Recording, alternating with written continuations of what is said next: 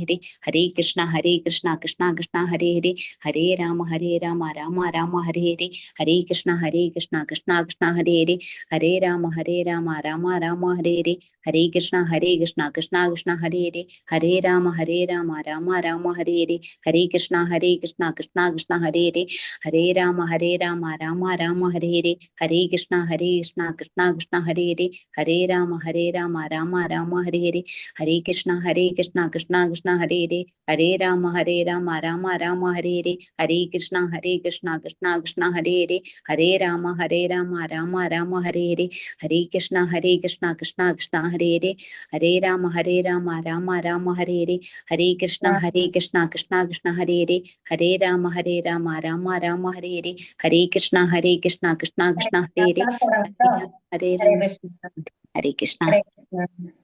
എല്ലാവർക്കും പ്രണാമം.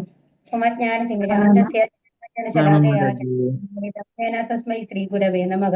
ശ്രീ ചൈതന്യ മനോവിഷ്ടം സ്ഥാപിതം മേന ബോധലേ സ്വയം രൂപ ഗദാമഹ്യം ദദാന്തി സുപദാന്തികം വന്ദേഹം ശ്രീ ഗുരോ ശ്രീയുധ പദകമലം ശ്രീ ഗുരും വൈഷ്ണവാം ച ശ്രീരൂപം സാഗ്രജാതം സഗണരഘുനാഥാനിധം താം സജീവം സാദ്വൈതം സാവധൂതം പരിജനസഹിതം ശ്രീകൃഷ്ണ ചൈതന്യ ദേവം ശ്രീരാധാ കൃഷ്ണ പാദാൻ സഗണലളിത ശ്രീ വിശാഖാനിധം ഹേ കൃഷ്ണ കരുണാ സിന്ധോ ദീനബന്ധോ ജഗത്പദേ ഗോപേശ ഗോപികാ കാന്ത രാധാ കാന്ത നമോസ്തുതേ തപ്ത കാഞ്ചന ഗൗരാംഗീ രാധേ വൃന്ദാവനേശ്വരി വൃഷഭാനുസുതേ ദേവി പ്രണമാമി ഹരിപ്രിയേ പാഞ്ചാകൽപതരൂപ്യശ്ച കൃപാ സിന്ധുഭ്യേവ ച പതിതാനാം പാവനേഭ്യോ വൈഷ്ണവേഭ്യോ നമോ നമഃ. നമാം വിഷ്ണുപാദായ കൃഷ്ണപ്രേഷ്ഠായ ഭൂതലേ ശ്രീമതേ ഭക്തിവേദാന്ത സ്വാമി ഇതി നാമിനി. നമസ്തേ സാരസ്വതേ ദേവേ ഗൗരവാണി പ്രചാരിണി നിർവിശേഷ ശൂന്യവാദി പാശ്ചാത്യദേശതാരിണി. നമാം വിഷ്ണുപാദായ കൃഷ്ണപ്രേഷ്ഠായ ഭൂതലേ ശ്രീമതേ ജയപതാക സ്വാമി ഇതി നാമിനി. നമാചാര്യപാദായ ഹിതായ കൃപപ്രദായിനേ ഗൗരഗദാദാമദായ നഗരഗ്രാമധാരിണി. ജയോ ശ്രീകൃഷ്ണ ചൈതന്യ പ്രഭോ നിത്യാനന്ദ ശ്രീ അദ്വൈത ഗദാധര ശ്രീവാസാദി ഗൗരഭക്തവൃന്ദ. ഹരേ കൃഷ്ണ ഹരേ രാമ ഹരേ രാമ രാമ രാമ ഹരേ ഹരേ. ഹരേ കൃഷ്ണ. ശ്രീ ശ്രീ രാധാഗോവിന്ദ ടെമ്പിളിന്റെ കീഴിലുള്ള ഭഗവത്ഗീത പഠനത്തിലേക്ക് എല്ലാവർക്കും സ്വാഗതം. അപ്പൊ ഇനി നമ്മൾ പഠിക്കാൻ പോകുന്നത് എന്താണ്? ഭഗവത്ഗീതയിലെ അവസാനത്തെ അധ്യായമായിട്ടുള്ള സന്യാസത്തിന്റെ പരിപൂർണത എന്നാണ് ഈ അധ്യായത്തിന്റെ പേര്. ദയവ് എല്ലാവരും മ്യൂട്ടിലാവണേ, എന്നാലാണ് എല്ലാവർക്കും കേൾക്കുള്ളൂ. ഹരേ കൃഷ്ണ. അപ്പൊ ഇനി ഇതിനു മുമ്പത്തെ അധ്യായത്തിൽ നമ്മൾ എന്താണ് പഠിച്ചത്? ഹരേ കൃഷ്ണ. എങ്ങനെയാണ് ഒരു നമ്മുടെ തപസ്, യജ്ഞം, അല്ലെ, ഇതെല്ലാം എങ്ങനെ ഉണ്ടാവണം, ദാനം, ഇതൊക്കെ എങ്ങനെയാണ് സത്വഗുണത്തിലും രജോ ഗുണത്തിലും തമോ ഗുണത്തിലും ഉള്ളത് എങ്ങനെയാണ് എന്നുള്ളതാണ് പറഞ്ഞത്, അല്ലെ. അപ്പം അതിലെന്താ പറഞ്ഞത്? സത്വഗുണമുള്ള എന്താണ്, അറ്റ്ലീസ്റ്റ് സത്വഗുണത്തിലുണ്ടെങ്കിൽ മാത്രമാണ് നമ്മൾക്ക് ആരുമായിട്ടുള്ള കണക്ഷൻ കിട്ടുള്ളൂ. ഹരേ കൃഷ്ണ. കണക്ഷൻ കിട്ടുള്ളൂ, അല്ലെ. സത്വഗുണത്തിലെങ്കിലും വേണം. മറ്റേത് അസുര സ്വഭാവം ദൈവിക സ്വഭാവം എന്നുള്ളതാണ് അതിന് മുമ്പ് നമ്മൾ പഠിച്ചത്, അല്ലെ. അപ്പൊ ആ ഒരു ദൈവിക സ്വഭാവത്തിലേക്ക് നമുക്ക് വരണം. അതാണ് നമ്മളുടെ ഇതിലെ 3 ത്രിഗുണങ്ങളിൽ വെച്ചിട്ട് ഏറ്റവും മഹത്തരായിട്ടുള്ളത് ഏതാണ്? സത്വഗുണാണ്. ആ സത്വഗുണത്തിന് മേലെ പോവുകയാണെന്നുണ്ടെങ്കിലാണ് യഥാർത്ഥത്തിൽ നമ്മുടെ സ്വരൂപം എന്ന് പറയുന്നത്. അതിനെന്താണ് ഒരു പേര് പറഞ്ഞത്? ആർക്കെങ്കിലും ഓർമ്മയുണ്ടോ? സത്വഗുണം, രജോഗുണം, തമോഗുണത്തിന് മേലെ പോയി കഴിഞ്ഞാല് ഭഗവാന്റെ സ്വരൂപം എന്ന് പറയുന്നത് ഏത് ഗുണാണെന്ന് നമ്മൾ പറഞ്ഞിരുന്നു. വിശുദ്ധ സത്വഗുണം. വിശുദ്ധ സത്വഗുണം എന്ന് പറയുമ്പോൾ അതാണ് ഭഗവാന്റെ ആ സ്വരൂപം എന്ന് പറയുന്നത്. നമ്മുടെ മനസ്സിലെ എല്ലാ ഭൗതിക മാലിന്യങ്ങളും നീങ്ങിയിട്ട് നമ്മൾ ഏതിൽ അവസ്ഥയിലെത്തും? പൂർണ്ണ പരിശുദ്ധത ഉള്ള ഒരവസ്ഥയില് ആരോടും നമ്മൾക്ക് വിദ്വേഷം ഉണ്ടാവില്ല. അപ്പൊ അതിൽ നമ്മൾ 26 ഗുണങ്ങളൊക്കെ പറയേണ്ടായിരുന്നു, അല്ലെ. എന്തൊക്കെയാണ്? വിനയം, അങ്ങനെയൊക്കെ പറഞ്ഞിട്ട് കുറെ ലാളിത്യം, അങ്ങനെ കുറെ കാര്യങ്ങൾ നമ്മൾ പറഞ്ഞില്ലേ. സത്യം, ശുചിത്വം, അങ്ങനെ കുറെ 26 ഗുണങ്ങൾ പറഞ്ഞിട്ടുണ്ടായിരുന്നു ഒരു ശുദ്ധ ഭക്തന്റെ, അല്ലെ. ആ ഗുണങ്ങള് അവർക്ക് സ്വായത്തമായിട്ടുണ്ടാവും എന്നാണ് പറയുന്നത്. അവസ്ഥയിൽ അവരൊരു ആത്മാരാമന്റെ അല്ലെങ്കിൽ സ്ഥിതപ്രജ്ഞന്റെ അവസ്ഥയിൽ എത്തിയിട്ടുണ്ടാവും എന്നുള്ളതാണ് നമ്മളെ പഠിപ്പിച്ചിരുന്നത് ഇത് വരയ്ക്കും, അല്ലെ. ഇനി അധ്യായം 18 എന്താണ് പറയുന്നത്? സന്യാസത്തിന്റെ പരിപൂർണത.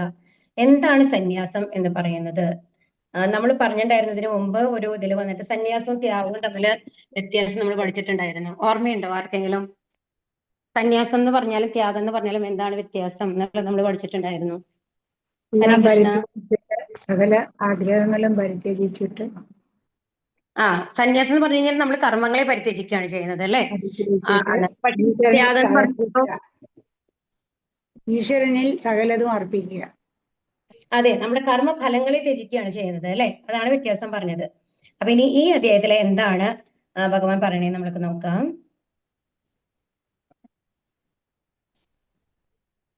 അർജുന ഉവാച സന്യാസസ്യ മഹാബാഹോ തത്വമിച്ഛാമി വേദിതും ത്യാഗസ്യ ച ഹൃഷീകേശ പൃഥകേശി നിഷൂദന. അർജുനൻ പറഞ്ഞു, മഹാബാഹുവായ കൃഷ്ണ, കേശിയെ ഹനിച്ചവനും ഇന്ദ്രിയങ്ങളുടെ നാഥനുമായ ഭഗവാനെ, ത്യാഗത്തിന്റെയും സന്യാസത്തിന്റെയും ഉദ്ദേശം എന്തെന്നറിയുവാൻ ആഗ്രഹമുണ്ട്. അപ്പൊ ഇത് നമ്മൾ മുമ്പ് പറഞ്ഞു പോലെ സന്യാസം എന്താണ്, ത്യാഗം എന്താണ് നമ്മൾ കണ്ടതാണ്. അപ്പൊ വീണ്ടും അർജുനൻ എന്താണ് ചോദിക്കുന്നത് ഇവിടെ? ത്യാഗത്തിന്റെയും സന്യാസത്തിന്റെയും ഉദ്ദേശം എന്താണ് എന്നുള്ളതാണ് ഇവിടെ അർജുനൻ ചോദിക്കുന്നത്. ഇവിടെ എന്തുകൊണ്ടാണ് കേശി എന്നുള്ള പേര് വന്നിരിക്കുന്നത് ഭഗവാന്? കേശി എന്ന് പറഞ്ഞ അസുരനെ അല്ല, കേശവൻ എന്നുള്ള പേര് വന്നിട്ടുണ്ട്. കേശി എന്നുള്ള ആ അസുരനെ വധിച്ചത് കൊണ്ടാണ് കേട്ടോ കേശവൻ എന്നുള്ള പേര് വന്നിട്ടുള്ളത് കേട്ടോ. ശ്രീ ഭഗവാനുവാച കാമ്യാനാം കർമ്മണാം ന്യാസം സന്യാസം കവയോ വിദുഃ സർവകർമ്മ ഫലത്യാഗം പ്രാഹുത്യാഗം വിചക്ഷണാഹ. ശ്രീ ഭഗവാൻ പറഞ്ഞു, ഭൗതിക വാഞ്ചകൾക്ക് വേണ്ടിയുള്ള കർമ്മങ്ങളെ ഉപേക്ഷിക്കുന്നതാണ് സന്യാസം എന്ന് വിദ്വാൻമാർ പറയുന്നു. സർവകർമ്മങ്ങളുടെയും ഫലങ്ങളെ ഉപേക്ഷിക്കുന്നതിനെയാണ് ബുദ്ധിമാന്മാർ ത്യാഗം എന്ന് വിളിക്കുന്നത്. വീണ്ടും അത് തന്നെയാണ് പറയുന്നത് അല്ലെ. അപ്പൊ എന്താ പറയുന്നത്? ഭൗതിക വാഞ്ചകൾക്ക് വേണ്ടിയുള്ള കർമ്മങ്ങളെ ഉപേക്ഷിക്കുന്നത്, അതായത് അതിനെന്താ നമ്മൾ പറയുക? കാമ്യകർമ്മങ്ങൾ എന്ന് പറയും അല്ലെ. നമ്മൾ നമ്മൾക്ക് എന്തെങ്കിലും റിസൾട്ട് കിട്ടണം, അല്ലെങ്കിൽ നമ്മൾക്ക് എന്തെങ്കിലും സാധിക്കണം എന്ന രീതിയിൽ ഉള്ള കർമ്മങ്ങൾ ഉണ്ടല്ലോ, ആ കർമ്മത്തിനെ ഒക്കെ ഉപേക്ഷിക്കുക എന്നുള്ളതാണ് സന്യാസം എന്ന് വിദ്വാൻമാർ പറയുന്നത്. നമ്മൾ ഇതിൽ അഷ്ടാംഗ യോഗത്തിൽ നമ്മൾ കണ്ടു അല്ലെ, എന്താ ചെയ്യുന്നത്? ഒരു വിജനമായ സ്ഥലത്ത് പോയിരുന്ന് എല്ലാ ഇന്ദ്രിയങ്ങളെയും ഉള്ളിലേക്ക് വലിച്ച് ഭഗവാനെ മാത്രം ചിന്തിച്ചുകൊണ്ട് നമ്മൾ കണ്ടല്ലേ. നാഗരനൊക്കെ തപസ് ചെയ്തില്ലേ? ധ്രുവൻ തപസ് ചെയ്തു അല്ലെ, നാരദമുനി തപസ് ചെയ്തു. അപ്പൊ അവരൊക്കെ തപസ് ചെയ്യുമ്പോൾ എന്താണ്? എല്ലാ ഭൗതിക ബന്ധങ്ങളെയും ഉപേക്ഷിച്ച് കാട്ടിൽ പോയിട്ട് ഭഗവാനെ മാത്രം ചിന്തിച്ചുകൊണ്ടിരിക്കുകയാണ് ചെയ്യുന്നത്. അവിടെ എന്തെങ്കിലും കർമ്മങ്ങൾ അവർ ചെയ്യുന്നുണ്ടോ? വേറെ കർമ്മങ്ങൾ ചെയ്യുന്നുണ്ടോ? ഇല്ല അല്ലെ. ആ ഭഗവാനെ മാത്രം സ്മരിച്ചുകൊണ്ട് നിൽക്കുകയാണ് ചെയ്യുന്നത്. അപ്പൊ അങ്ങനത്തെ ആ ഒരു ഇതിനാണ് ഇതെന്ന് പറയുന്നത് സന്യാസം എന്ന് പറയുന്നത്.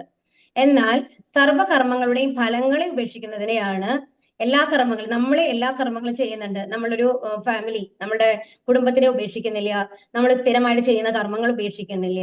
ഒരു വീട്ടമ്മയാണെങ്കിൽ വീട്ടമ്മയായിരിക്കുന്നു, അതിലെ ജോലിക്ക് പോകുന്ന ആൾക്കാരാണെങ്കിൽ ആ ജോലിയും ചെയ്യുന്നു, അതോടൊപ്പം ഭഗവാനെ സ്മരിക്കുന്നു എന്ന് മാത്രമേ ഉള്ളൂ.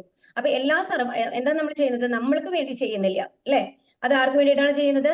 ഭഗവാന് വേണ്ടിയിട്ട് നമ്മൾ ചെയ്യുന്നു എന്ന രീതിയിൽ നമ്മുടെ കർമ്മങ്ങളെ മാത്രം ചെയ്യുന്നതാണ്.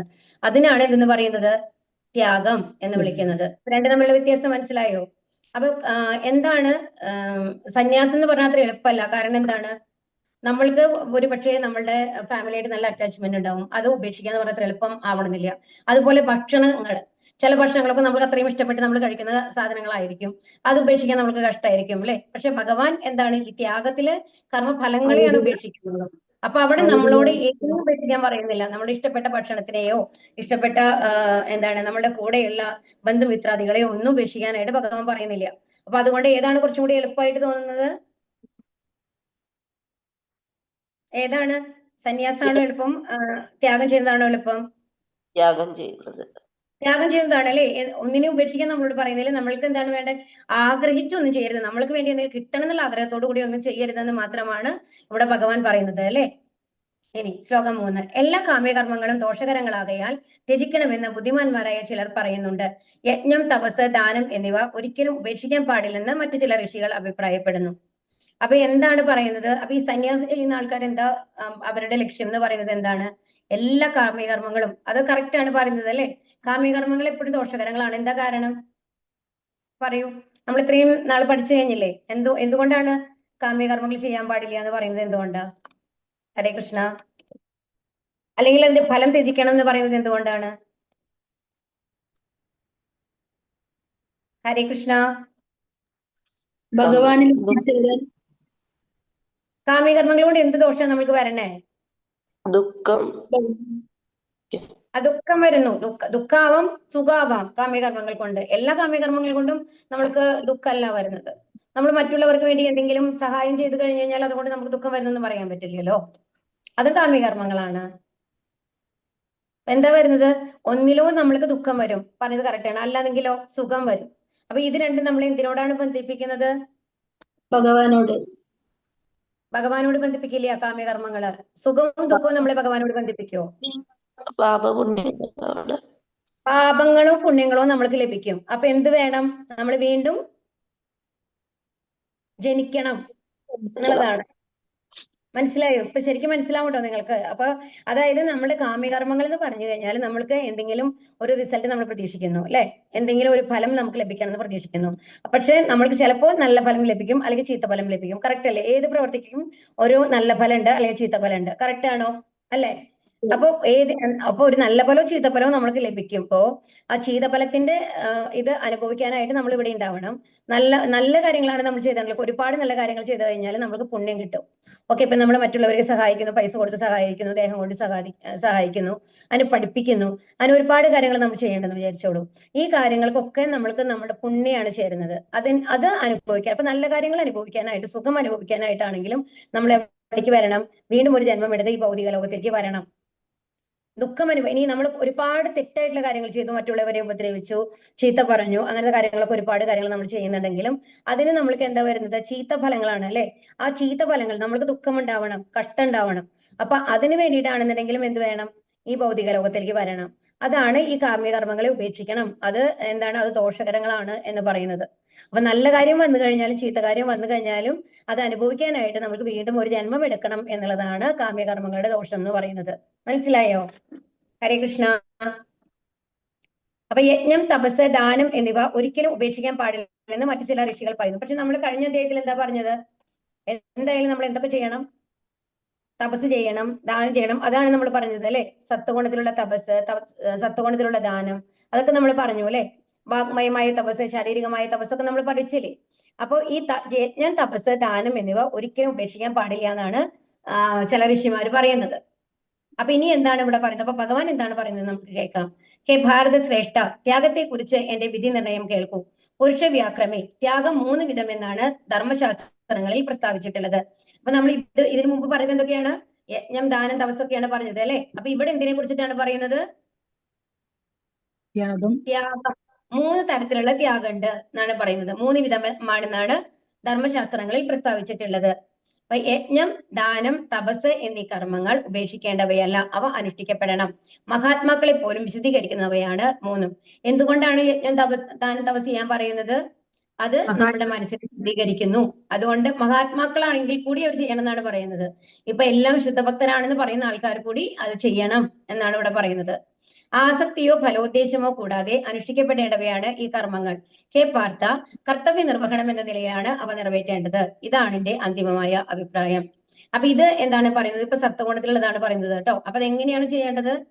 ആസക്തിയോ ഫലോദ്ദേശമോ കൂടാതെ നമ്മൾക്ക് വേണം എന്നുള്ളത് ഒരു ഇതില്ലാണ്ട് അതിനോട് നമ്മളൊരു കാര്യം ചെയ്യുമ്പോൾ അതിന്റെ ഫലം ഇതിനോട് ഭയങ്കരമായിട്ട് ഇത് കൊണ്ട് നല്ല ഗുണങ്ങൾ കിട്ടും, ആ നല്ല ഗുണങ്ങൾ എനിക്ക് ലഭിക്കണം എന്നുള്ള ഒരു ആഗ്രഹം ഇല്ലാതെ ചെയ്യണം എന്നാണ് പറയുന്നത്. അതാണ് ആസക്തിയോ ഫലോദ്ദേശമോ കൂടാതെ അനുഷ്ഠിക്കപ്പെടേണ്ടവയാണ് ഈ കർമ്മങ്ങൾ. ഹേ പാർത്ഥ, കർത്തവ്യ നിർവഹണം എന്ന നിലയിലാണ് അവ നിറവേറ്റേണ്ടത്. ഇതാണ് എന്റെ അന്തിമമായ അഭിപ്രായം. ഇപ്പോ നമ്മൾക്ക് ഒരു ഡോക്ടറെ എടുത്തു, ഓക്കെ, അയാൾ അത്രയും നല്ല ഒരു എന്താണ് വളരെ ഫേമസ് ആണ്, എന്താണ് ശസ്ത്രക്രിയ ചെയ്യാനായിട്ട്, സർജറി ചെയ്യാനായിട്ട് അത്രയും വളരെ നിപുണനായിട്ടുള്ള ഒരു ഡോക്ടറാണെന്ന് വിചാരിച്ചോളൂ. ഓക്കെ, വളരെ റയർ ആയിട്ടുള്ള ഡിസീസസ് പോലും അദ്ദേഹം വളരെ നന്നായിട്ട് പൂർണ്ണമായി ഗുണപ്പെടുത്തുന്നുണ്ട് എന്നുള്ള ഒരു പേര് കേട്ട ഒരു ഡോക്ടർ. അപ്പൊ ആ ഒരു ഡോക്ടറെ അടുത്തേക്ക് വന്നു കഴിഞ്ഞിട്ട് അധികവും എന്താണ് ക്രിട്ടിക്കൽ കേസസ് ആയിട്ടുള്ള രോഗികളാണ് വരിക, അല്ലെ? ഇങ്ങനത്തെ അത്രയും ഫേമസ് ആയിട്ടുള്ള ആൾക്കാരുടെ അടുത്തൊക്കെ. അപ്പൊ അങ്ങനത്തെ ആൾക്കാരുടെ അടുത്ത് വരുമ്പോ ആ ഡോക്ടർ മനോഭാവം എന്തായിരിക്കണം?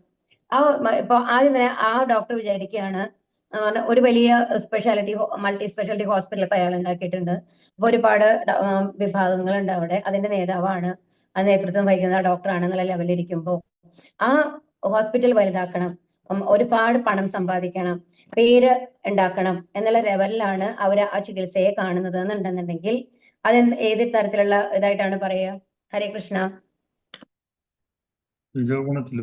അത് രജോ ഗുണാണ്. മനസ്സിലാവുണ്ടോ പറയണത്?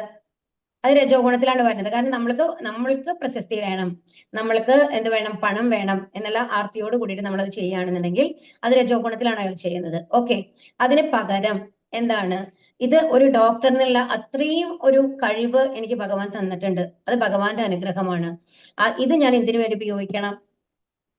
മറ്റുള്ളവരെ ആ ദുഃഖങ്ങളിൽ നിന്ന്, അസുഖങ്ങളിൽ നിന്ന് മോചിപ്പിക്കാൻ വേണ്ടി ഞാൻ ഉപയോഗിക്കണം എന്നുള്ള മെന്റാലിറ്റിയോട് കൂടിയിട്ടാണ് അത് ചെയ്യണമെന്നുണ്ടെങ്കിലോ അത് സത്വഗുണാണ്. മനസ്സിലാവുണ്ടോ? വ്യത്യാസം മനസ്സിലാവുന്നുണ്ടോ? ഇനി ഇത് തന്നെ ആക്ച്വലി വന്നു കഴിഞ്ഞിട്ട് എന്താണ് ഇപ്പൊ നിറയെ സ്ഥലങ്ങളിൽ കേൾക്കാം, എന്താണ് കിഡ്നി ട്രാൻസ്പ്ലാന്റ് ചെയ്യുന്ന ഇടങ്ങളിലൊക്കെ അതിനുവേണ്ടി പൈസ വാങ്ങിയിട്ട് കുറച്ച് പണം ഉണ്ടാക്കാൻ വേണ്ടിയിട്ട് അവര് ആരുടെയോ കൊണ്ടുവന്നു കഴിഞ്ഞിട്ട് മാറ്റുന്നു, അവയവങ്ങൾ മാറ്റുന്നു, ഇങ്ങനത്തെ കാര്യങ്ങളൊക്കെ നമ്മൾ കേൾക്കാറുണ്ട് അല്ലേ? ഇത് നമ്മുടെ കമ്മ്യൂണിറ്റിയിൽ വളരെ റെയർ ആയിട്ടെങ്കിലും അതൊക്കെ നടന്നുകൊണ്ടിരിക്കുന്നുണ്ട്. ഒരു ബിസിനസ് ലെവലിൽ നടന്നുകൊണ്ടിരിക്കുന്നുണ്ട് അത് പൈസ ഉണ്ടാക്കാൻ വേണ്ടിയിട്ട്. അപ്പൊ അങ്ങനത്തെ ഒരു ലെവലിൽ അവർ പോവുകയാണെന്നുണ്ടെങ്കിലോ അതെന്ത് ഗുണാണ്? തമോ ഗുണം. തമോ ഗുണായി അല്ലേ? അത് മറ്റുള്ളവരെ ചിന്തിക്കാതെ അവരെ ദ്രോഹിക്കുന്ന രീതിയിലാണ് നമ്മൾ ചെയ്യുന്നത്. നമ്മൾക്ക് പൈസ ഉണ്ടാക്കണം എന്നുള്ളത് കൊണ്ട് എന്ത് വേണമെങ്കിൽ ചെയ്യാം എന്നുള്ള ഒരു അവസ്ഥയിലേക്ക്. ഇപ്പോ ഒരു ഹോസ്പിറ്റലിൽ ഒരാൾ പെട്ടെന്ന് മരിക്കുകയാണ്, ആക്സിഡന്റൽ ഡെത്ത് ആണ്, അവര് പോസ്റ്റ്മോർട്ടം ചെയ്യാൻ കൊണ്ടുപോകുന്നു, അവരുടെ കൺസെന്റ് ഇല്ലാണ്ട് അവരെ അവയവങ്ങളൊന്നും നമുക്ക് മാറ്റാൻ പറ്റില്ല. പക്ഷേ ഒരു ഡോക്ടർ അതിന് വേണ്ടിയിട്ട് പൈസയ്ക്ക് വേണ്ടി അങ്ങനെയൊക്കെ ചെയ്യുകയാണെന്നുണ്ടെങ്കിൽ അപ്പൊ എന്താണ്? അതൊക്കെ തമോ ഗുണത്തിലുള്ള കർമ്മങ്ങളാണ്. അപ്പോൾ ഒരേ പ്രൊഫഷൻ തന്നെ ഏത് രീതിയിൽ വേണമെന്നുണ്ടെങ്കിൽ ആക്ട് ചെയ്യാം. അതുകൊണ്ടാണ് ഇവിടെ പറയുന്നത് ആസക്തിയോ ഫലോദ്ദേശമോ കൂടാതെ അനുഷ്ഠിക്കപ്പെടേണ്ടവയാണ് ഈ കർമ്മങ്ങൾ. അപ്പൊ കർത്തവ്യ നിർവഹണം എന്റെ ഡ്യൂട്ടിയാണ്. ഞാനൊരു ഡോക്ടർ ആണെങ്കിൽ അത് എന്റെ ഡ്യൂട്ടിയാണ്. ഒരു ടീച്ചർ ആണെന്നുണ്ടെങ്കിൽ മറ്റുള്ളവരെ പഠിപ്പിച്ച് ഒരു ലെവലിലേക്ക് കൊണ്ടുവരേണ്ടത് എന്റെ ഡ്യൂട്ടിയാണ്. അതിൽ നിന്ന് എനിക്ക് എന്തെങ്കിലും വരുമാനമുണ്ടോ എന്നുള്ളത് നോക്കിയിട്ടല്ല അത് നമ്മൾ ചെയ്യേണ്ടത്. മനസ്സിലാവുണ്ടോ പറയുന്നത്? ഇതാണ് എന്റെ അന്തിമമായ അഭിപ്രായം.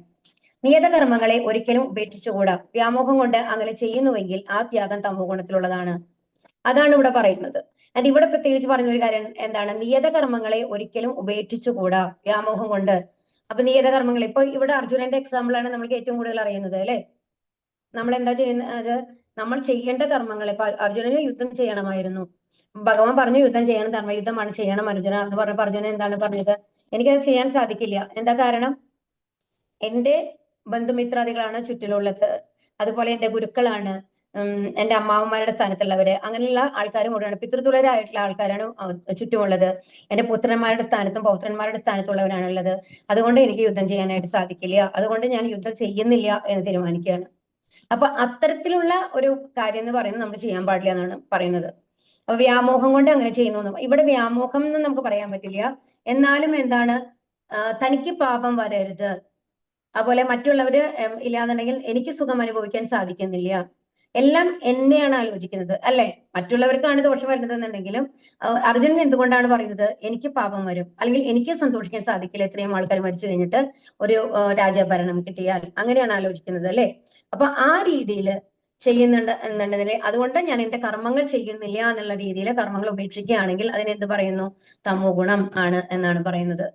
നിയത കർമ്മങ്ങൾ ക്ലേശകരം എന്ന് വെച്ചോ ബുദ്ധിമുട്ടായി കണക്കാക്കി വെച്ച് ചെയ്യാതെ രാജസമായ ത്യാഗമാണ്. ഇതും പക്ഷെ ഇവിടെ രാജസായിട്ടാണ് അർജുനന്റെ വരിക അല്ലെ? നിയതകർമ്മങ്ങൾ ക്ലേശകരമാണ്, അതായത് ബുദ്ധിമുട്ടാണ്, അത് എനിക്ക് ചെയ്യാൻ പറ്റില്ല, അത് ഇന്ന കാര്യങ്ങൾ കൊണ്ട് എന്നുള്ള രീതിയിൽ അലസത കൊണ്ട് ചെയ്യാതിരിക്കുകയാണെങ്കിൽ അത് തമോ ഗുണമാണ്. അതെല്ലാം ക്ലേശകരമാണ്, മറ്റുള്ളവർക്ക് ബുദ്ധിമുട്ടാവും, അല്ലെങ്കിൽ എനിക്ക് പാപം വരും എന്നൊക്കെ വിചാരിച്ചു കഴിഞ്ഞാൽ അത് രാജസമാണ്. അത്തരം പ്രവൃത്തി ഒരിക്കലും ത്യാഗത്തിന്റെ ഉന്നതിയിലേക്ക് നയിക്കുന്നില്ല. ഹേ അർജുന, ഭൗതിക സംഗ്രഹിതനായും ഫലം ഉദ്ദേശിക്കാതെയും തന്റെ കർത്തവ്യമാണെന്ന് മാത്രം കരുതിക്കൊണ്ട് വിധിക്കപ്പെട്ട കർമ്മം ചെയ്യുന്നവന്റെ ത്യാഗം സാത്വികമാണ്. ഇപ്പൊ നമ്മൾക്ക് ഒരു കാര്യം എടുത്തു നോക്കാം. അർജുനന്റെ ആ ഇതില് സൈഡില് യുദ്ധം ചെയ്ത ഒരുപാട് ആൾക്കാരുണ്ടായിരുന്നു അല്ലെ? ഒരുപാട് പേര് അർജുനന്റെ ഇതില് അവര് രാജകൊട്ടാരത്തിലുള്ള ആൾക്കാരല്ലാണ്ട് ഒരുപാട് ആൾക്കാർ വന്ന് യുദ്ധം ചെയ്തിട്ടില്ലേ അവിടെ അർജുനന്റെ സൈഡില്? ഹരേ കൃഷ്ണ, തെക്ത ജീവിതാന്ന് നമ്മൾ പറഞ്ഞല്ലോ. അപ്പൊ അവരെ സംബന്ധിച്ച് അവർക്ക് എന്തെങ്കിലും ഗുണം കിട്ടുന്നുണ്ടോ ആ യുദ്ധത്തില്? ഹരേ കൃഷ്ണ, ഹരേ കൃഷ്ണ, ആരും ഇല്ലേ ക്ലാസ്സില്? ഇല്ല. ഹരേ കൃഷ്ണ. അപ്പൊ നിങ്ങൾ കേൾക്കുന്നുണ്ടോ എന്ന് എനിക്ക് മനസ്സിലാവണ്ടേ? അപ്പൊ എന്താണ്, അതായത് അർജുനന്റെ ഇതിൽ വന്നു കഴിഞ്ഞിട്ട് അവിടുത്തെ പ്രജകൾ കുറെ പേര് യുദ്ധം ചെയ്തിട്ടുണ്ട് അർജുനന്റെ സൈഡിൽ, കറക്റ്റ് അല്ലേ പറയുന്നത്? ആ യുദ്ധം കൊണ്ട് അവർക്ക് എന്തെങ്കിലും ഗുണമുണ്ടോ? അതായത് ഒരു രാജ്യം കിട്ടുമോ, ഒരു രാജ്യഭരണം കിട്ടുമോ, അവർക്ക് എന്തെങ്കിലും പ്രശസ്തി കിട്ടുമോ, എന്തെങ്കിലും കിട്ടുമോ അവർക്ക്? അല്ലേ? അവരെന്തിനാണ് ചെയ്യുന്നത്? അർജുനൻ അവര് ധർമ്മിഷ്ഠരാണ്, അവർക്ക് വേണ്ടി നമ്മൾ യുദ്ധം ചെയ്യണം എന്നുള്ളത് നമ്മുടെ ഡ്യൂട്ടി ആയിട്ടാണ് ചെയ്യുന്നത് അല്ലെ? അവർക്കറിയാം മിക്കവാറും അവർ മരിക്കുന്നു. അപ്പൊ അങ്ങനത്തെ ചെയ്യുന്ന ത്യാഗം എന്ന് പറയുന്നത് സാത്വികാണ്. കാരണം ഇപ്പൊ നമ്മളുടെ ബോർഡറിലുണ്ട് അല്ലെ, എത്രയോ ആൾക്കാരാണ് യുദ്ധം ചെയ്യുന്നത്. അവര് എന്താണ്, അവർക്ക് പണം കിട്ടണം, അതാണ് അവർ ജോലി ചെയ്യുന്ന ജോലിക്ക് ഒരു പണം കിട്ടും എന്നല്ലാതെ അതിനേക്കാൾ കൂടുതൽ ഒരു രാജ്യ സേവനമായിട്ടല്ലേ അവർ ചെയ്യുന്നത്. അവർക്കറിയാം എപ്പോ വേണമെങ്കിലും അവരുടെ ജീവൻ പോവാന്നുള്ളത് അവർക്കറിയാം അല്ലെ? എന്നിട്ട് പോലും രാജ്യത്തിന് വേണ്ടി അവർ യുദ്ധം ചെയ്യുന്നുണ്ട്. അപ്പൊ അങ്ങനെ ചെയ്യുന്ന ഒരു ഇതെന്ന് പറയുന്നത്, കർമ്മം ചെയ്യുന്നത് എന്ന് പറയുന്നത് എന്താണ്? സാത്വികാണ്. അവർ സ്വയം രാജ്യത്തിന്റെ രക്ഷയ്ക്ക് വേണ്ടിയിട്ട്, മറ്റു പ്രജകൾക്ക് വേണ്ടിയിട്ടാണ് അവർ ചെയ്യുന്നത് ആ യുദ്ധം, അവർക്ക് വേണ്ടിയിട്ടല്ല. സത്യം പറഞ്ഞാല് അവർ യുദ്ധത്തിൽ മരിക്കുകയോ ജീവിക്കുകയോ ചെയ്യാം അല്ലെ? എന്ത് വേണമെങ്കിലും സംഭവിക്കാം. അപ്പൊ സ്വന്തം ശരീരം പോലും ത്യാഗപ്പെടുത്തിക്കൊണ്ടാണ് അവർ ഓരോരുത്തരും ഇങ്ങനത്തെ ബോർഡറിൽ നിൽക്കുന്നത്, അതിർത്തികളിൽ നിൽക്കുന്നത്, അവർ ജീവിക്കുന്നത്. എപ്പോ വേണമെങ്കിലും അവരുടെ ജീവൻ പോവാന്നുള്ളത്. അപ്പൊ അത്തരം ലൈഫ് എന്ന് പറയുന്നത് അവർ ചെയ്യുന്ന കാര്യങ്ങളൊക്കെ എന്താണ്? സാത്വികമാണ്. വ്യത്യാസം മനസ്സിലായോ? ഹരേ കൃഷ്ണ.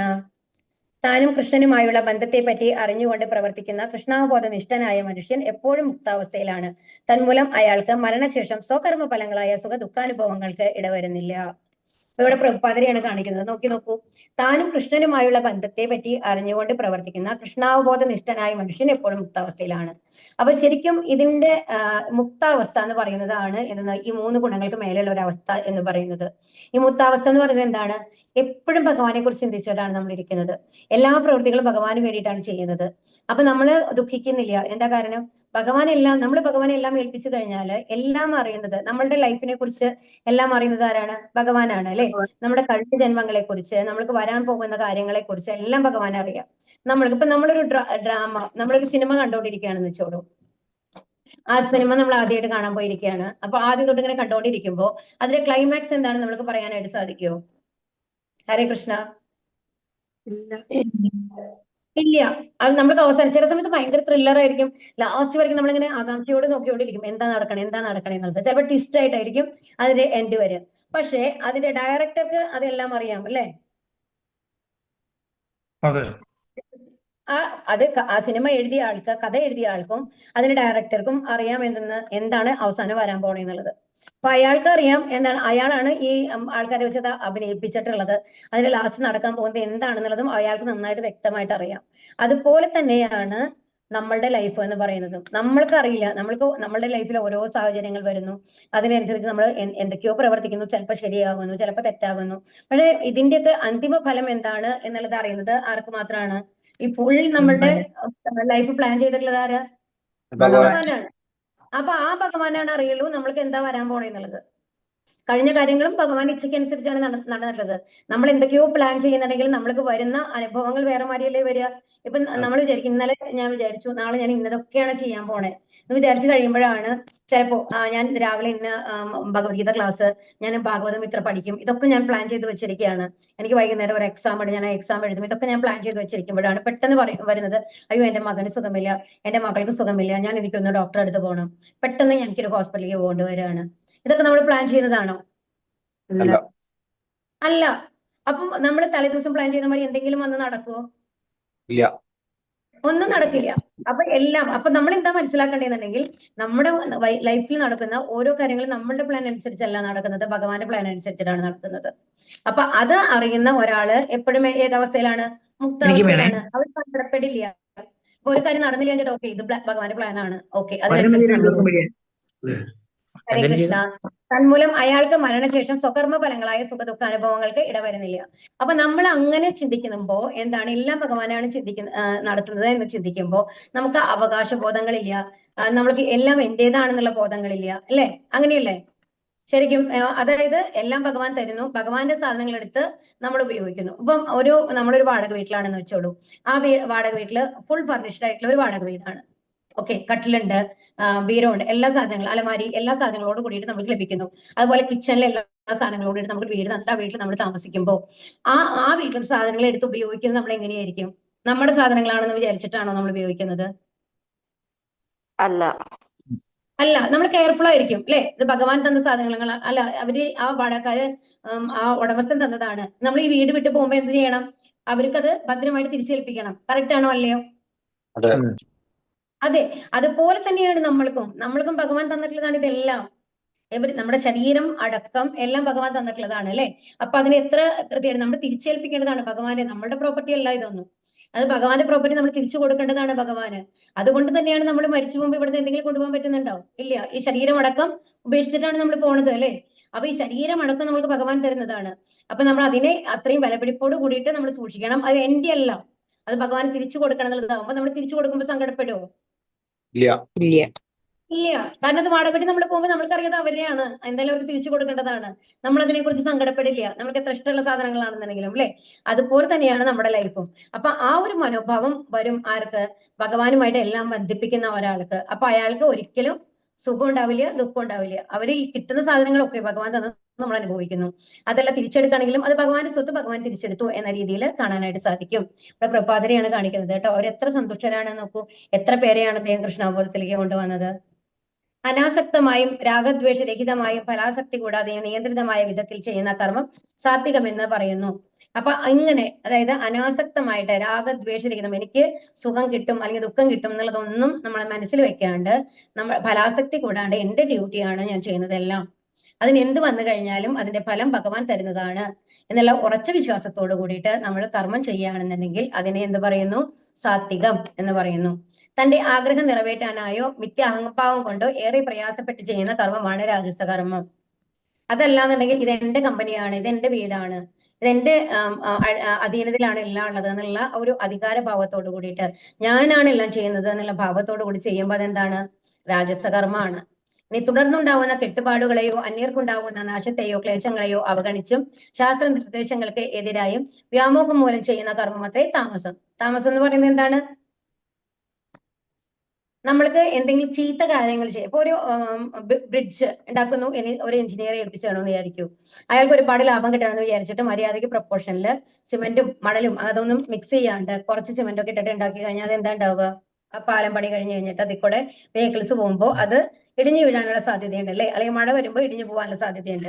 അങ്ങനത്തെ ഒരു പ്രവൃത്തി എന്ന് പറയുന്നത് ആർക്കാണ്? എല്ലാവർക്കും ദോഷമാണ് ഉണ്ടാക്കുന്നത്. അൾട്ടിമേറ്റ്ലി അത് അയാൾക്കും ദോഷമാണ്. അത് ഇടിഞ്ഞു വീണ് കഴിഞ്ഞാൽ എന്തായാലും അവരെന്തായാലും പോലീസ് പിടിക്കും, ഏതെങ്കിലും ശിക്ഷ അയാൾക്ക് അനുഭവിക്കേണ്ടി വരും അല്ലെ.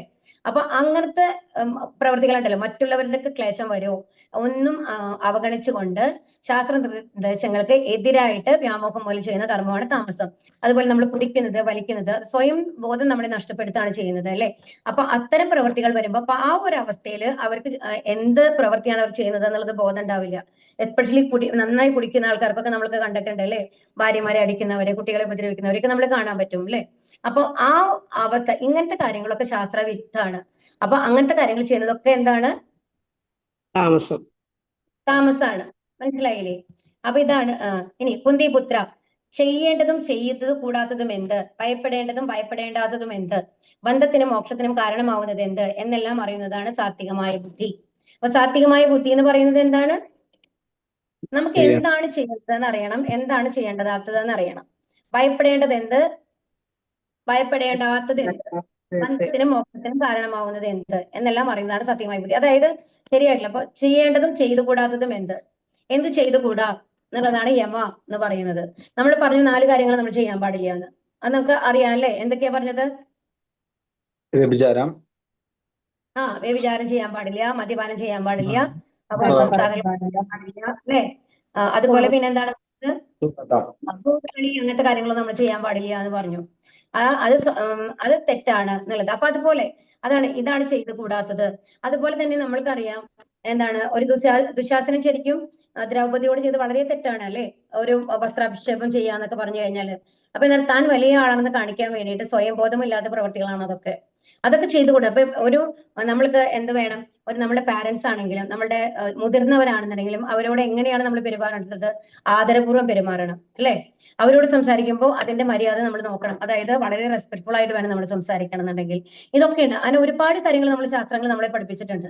അത് തന്നെയാണ് നമ്മുടെ അമ്മയും അച്ഛന്മാരും ഒക്കെ ചെറുപ്പത്തിൽ നമ്മളെ പഠിപ്പിക്കുന്നുണ്ടായിരിക്കും. മറ്റു മുതിർന്നവരെ കണ്ടു കഴിഞ്ഞാൽ നമസ്കരിക്കണം, അവരെ ബഹുമാനിക്കണം. ഇതൊക്കെ നമ്മൾ പറയുമ്പോൾ സാധാരണ ഒരു പണ്ടത്തെ ചിട്ടയ്ക്ക് അനുസരിച്ചാണെങ്കിൽ മുതിർന്ന ഒരാൾക്ക് വരികയാണെന്നുണ്ടെങ്കിൽ നമ്മളൊന്ന് എഴുന്നേറ്റ് നിൽക്കും, ഒരു ആദരവ് കൊടുക്കും, അല്ലെങ്കിൽ കാലുമ്മ കാല് കയറ്റി വെച്ചിരിക്കും. ഇരിക്കുകയാണെങ്കിൽ നമ്മൾ അതൊന്നും മാറ്റി നോർമൽ ആയിട്ട് ഇരിക്കും. ഇങ്ങനെയൊക്കെ നമ്മൾ ചെയ്യാറുണ്ട് അല്ലെ. അപ്പൊ അങ്ങനത്തെ ചെറിയ ചെറിയ കാര്യങ്ങൾ പോലും ചെയ്തു കൂടാത്ത കാര്യങ്ങൾ എന്താണ്, ചെയ്യേണ്ട കാര്യങ്ങൾ എന്താണ് എന്നുള്ളതൊക്കെ നമ്മളെ പഠിപ്പിച്ചിട്ടുണ്ട്.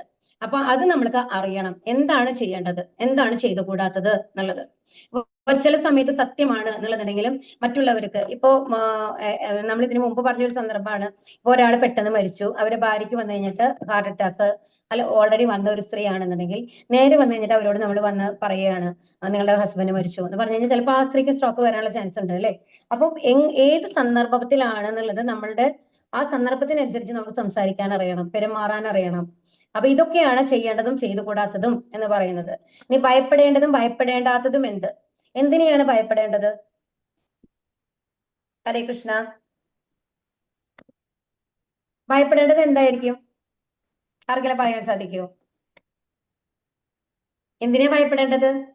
തെറ്റ് ചെയ്യുന്ന നമ്മൾ മറ്റുള്ളവർക്ക് ദ്രോഹമായിട്ട് എന്ത് പ്രവൃത്തി ചെയ്യുകയാണെന്നുണ്ടെങ്കിലും നമ്മൾക്ക് അതുകൊണ്ട് പ്രയോജനം ഉണ്ടാവുമായിരിക്കാം. എന്നാലും നമ്മുടെ ഉള്ളിൽ ഭയം വരണം. എന്താ കാരണം? എല്ലാം ഭഗവാൻ കാണുന്നുണ്ട്. ഇതിനൊരു പ്രതികരണം നമ്മൾക്കുണ്ട്. അത് നമ്മൾ തന്നെ അനുഭവിക്കണം. നമ്മൾ ചെയ്യുന്ന തെറ്റുകളുടെ ഫലം അനുഭവിക്കേണ്ടത് ആരാണ്? നമ്മൾ തന്നെയാണ്. ആ ഭയം നമ്മുടെ ഉള്ളിൽ വേണം. എപ്പോഴും എപ്പോഴും നന്നായി പെരുമാറണം, നന്നായി ചെയ്യണം, മറ്റുള്ളവർക്ക് ദോഷം വരരുത് എന്നുള്ള ഒരു ചിന്ത എപ്പോഴും ആരുടെ ഉള്ളിൽ ഉണ്ടാവണം? നമ്മുടെ ഉള്ളിൽ ഉണ്ടാവണം. അപ്പൊ അതിനെ നമ്മൾ ഭയപ്പെടുക വേണം. ഇനി അല്ലാതെ എനിക്ക് എന്താ ഭയപ്പെടേണ്ടാത്തത്? എന്തിനാണ് ഭയപ്പെടേണ്ടത്? തെറ്റ് ചെയ്യാതിരുന്നാൽ നമ്മൾക്ക് അതായത് നമ്മൾ സത്യത്തിന്റെ കൂടെയാണ് നമ്മൾ ഭയപ്പെടേണ്ട ആവശ്യമില്ല. മറ്റുള്ളവർ എന്ത് വേണമെങ്കിൽ പറഞ്ഞോട്ടെ, ഭഗവാൻ ഉണ്ട് നമ്മുടെ കൂടെ എന്നുള്ള ഒരു വിശ്വാസം നമ്മൾക്ക് ഉണ്ടാവണം. എപ്പോഴും ധൈര്യമായിട്ട് അതുപോലെ തന്നെ മറ്റുള്ളവര് അത്രയും തെറ്റാണ് ചെയ്യുന്നത് എന്നുണ്ടെങ്കിലും നമ്മൾക്കത് ചൂണ്ടിക്കാണിക്കാനുള്ള ഒരു ധൈര്യം നമ്മുടെ ഉള്ളിൽ ഉണ്ടാവണം. അവർ തെറ്റാണ് ചെയ്യണതെന്ന് അറിഞ്ഞു കഴിഞ്ഞാൽ. അപ്പൊ ആ ഒരു ധൈര്യമൊക്കെ അല്ലാന്നുണ്ടെങ്കിൽ അയ്യോ പറഞ്ഞു ഞാൻ പിടിക്കപ്പെടും, അല്ല ഇപ്പൊ എന്റെ ജോലി പോവോ, അതുകൊണ്ട് ഞാൻ എന്താണ് ഇപ്പോ നമ്മൾ ഒരാൾ അത്രയും വലിയൊരു തെറ്റ് ചെയ്യുന്നത് നമ്മൾ കണ്ടുകൊണ്ടിരിക്കുകയാണ്. അപ്പൊ അത് കഴിയുമ്പോഴും അപ്പൊ നമ്മൾക്കറിയാം എന്തെന്ന്, എന്റെ ജോലി പോവോ എന്നുള്ള ആ ഒരു പേടി കൊണ്ട് നമ്മൾ അതിനെ മറന്നു പോവാണ്. അതിന് കൂട്ടി നിൽക്കുക എന്നുള്ള മാതിരിയാണ് ഇൻഡയറക്ട്ലി വരുന്നത് അല്ലെ. ഇങ്ങനത്തെ കുറെ സന്ദർഭങ്ങൾ നമ്മുടെ ലൈഫിൽ ഉണ്ടാവും. അപ്പൊ ആ സമയത്തൊക്കെ നമ്മൾക്ക് ഒരു ധൈര്യം വരണം, ഭഗവാൻ നമ്മുടെ കൂടെയുണ്ട്, നമ്മള് സത്യത്തിന്റെ കൂടെ നിൽക്കണം എന്നുള്ള ഒരു അതുകൊണ്ട് അതിനെ ഭയപ്പെടേണ്ട ആവശ്യമില്ല. എപ്പോഴും ഭഗവാൻ കൂടെ അവശരക്ഷിപ്പോ കൃഷ്ണ, എപ്പോഴും ഭഗവാൻ നമ്മളെ രക്ഷിക്കും. നമ്മൾ പൂർണ്ണമായിട്ട് ഭഗവാനിൽ ശരണാഗതി പ്രാപിച്ചു കഴിഞ്ഞാൽ എന്നുള്ള ഒരു വിശ്വാസം നമ്മൾക്ക് ഉണ്ടെന്നുണ്ടെങ്കിൽ നമുക്ക് ഭയപ്പെടേണ്ട ആവശ്യമില്ല. ആരെങ്കിലും നമ്മളെ കൊല്ലും, നമ്മളെ പിടിച്ചു തിന്നും ഒന്നും നമ്മൾ പേടിക്കേണ്ട ആവശ്യമില്ല. രാത്രി ഇരുട്ടുന്ന നടക്കുമ്പോൾ നമ്മുടെ കൂടെ ഭഗവാൻ ഉണ്ടെന്നുള്ള നമ്മളൊരു ഉറപ്പ് വേണം. എന്ന് വെച്ച് കഴിഞ്ഞിട്ട് ആവശ്യമില്ലാത്ത കാര്യങ്ങൾക്ക് വേണ്ടിയിട്ട് രാത്രി പാതിരായ്ക്ക് നടക്കണം എന്നല്ല പറയുന്നത് കേട്ടോ. എന്നാലും നമ്മുടെ ഉള്ളിൽ എപ്പോഴും ഭഗവാൻ കൂടെയുണ്ട്. ശരിയായ ഒരു കാര്യത്തിന് വേണ്ടിയിട്ട് നമ്മൾ ഇറങ്ങിത്തിരിക്കുകയാണെങ്കിൽ ഭഗവാൻ നമ്മുടെ കൂടെ ഉണ്ടെന്നുള്ള ധൈര്യം നമ്മൾക്ക് ഉണ്ടാവണം. ഭയപ്പെടേണ്ട കാര്യമില്ല എന്നുള്ളതാണ് ഈ ബന്ധത്തിനും മോക്ഷത്തിനും കാരണമാവുന്നത്. അത് നമുക്ക് അറിയാലേ. ഇപ്പൊ നമ്മൾ പറഞ്ഞു, നമ്മൾക്ക് വേണ്ടി നമ്മൾക്ക് വേണം എന്നുള്ള ചിന്തയോട് കൂടി ചെയ്യുന്ന കാര്യങ്ങളൊക്കെ നമ്മളെ ബന്ധത്തിന് കാരണമാക്കും. എല്ലാം ഭഗവാന് വേണ്ടി ചെയ്യുന്ന കാര്യങ്ങളൊക്കെയോ അതെന്തിനാണ് നമ്മളെ പ്രാപ്തരാക്കുന്നത്? മോക്ഷത്തിന്. മോക്ഷം എന്ന് പറഞ്ഞാൽ എന്താണ്? ജന്മ മൃത്യു ജരാവ്യാധിയിലെ ഇതിൽ നിന്ന് മുക്തരായിട്ട് നമ്മൾക്ക് എവിടേക്ക് പോവാം? ഭഗവാന്റെ അടുത്തേക്ക് പോവാം. അതിനെയാണ് സാത്വികമായ ബുദ്ധി എന്ന് പറയുന്നത്. അപ്പൊ എപ്പോഴും ഒരു ഭഗവത് ഭക്തൻ, ശുദ്ധനായിട്ടുള്ള ഭക്തൻ എന്താണ് ആഗ്രഹിക്കുന്നത് എന്ന് വെച്ച് കഴിഞ്ഞാല്, ഒരിക്കലും നമ്മൾ പറഞ്ഞു, നമ്മൾ എത്ര തരത്തിലുള്ള മോക്ഷ പറഞ്ഞ ആർക്കെങ്കിലും ഓർമ്മയുണ്ടോ? ഹരേ കൃഷ്ണ. നമ്മൾ മോക്ഷങ്ങളെ പറ്റി പറഞ്ഞിരുന്നു. സായുജ്യമുക്തി, സാരൂപ്യമുക്തി, സാലോക്യമുക്തി, അതൊക്കെ നമ്മൾ പറഞ്ഞിരുന്നു അല്ലെ. സാഷ്ടി ഇങ്ങനെ പറഞ്ഞിരുന്നു. അതിലൊക്കെ എന്ന് പറഞ്ഞാൽ ഭഗവാന്റെ അടുത്ത് പോവുക എന്നുള്ളതാണ്. പക്ഷെ ഒരു ശുദ്ധ ഭക്തനെ സംബന്ധിച്ച് നമ്മളിപ്പോ ആഗ്രഹം എന്താണ്? നമ്മളുടെ ആഗ്രഹം എന്താണ്? നമ്മൾക്ക് ഇനി മരണം വേണ്ട, ദുഃഖം വേണ്ട, വാർദ്ധക്യം വേണ്ട എന്നൊക്കെ നമ്മൾക്ക് ഉണ്ട് അല്ലെ. അപ്പൊ അത് കാരണം കൊണ്ട് ഈ ഭൗതിക ലോകത്തേക്ക് ഇനി വരണ്ട എന്നുള്ളത് നമ്മൾക്കുണ്ട്. അറ്റ്ലീസ്റ്റ് അത്രയും ബോധം നമ്മൾക്ക് വന്നിട്ടുണ്ട് അല്ലെ.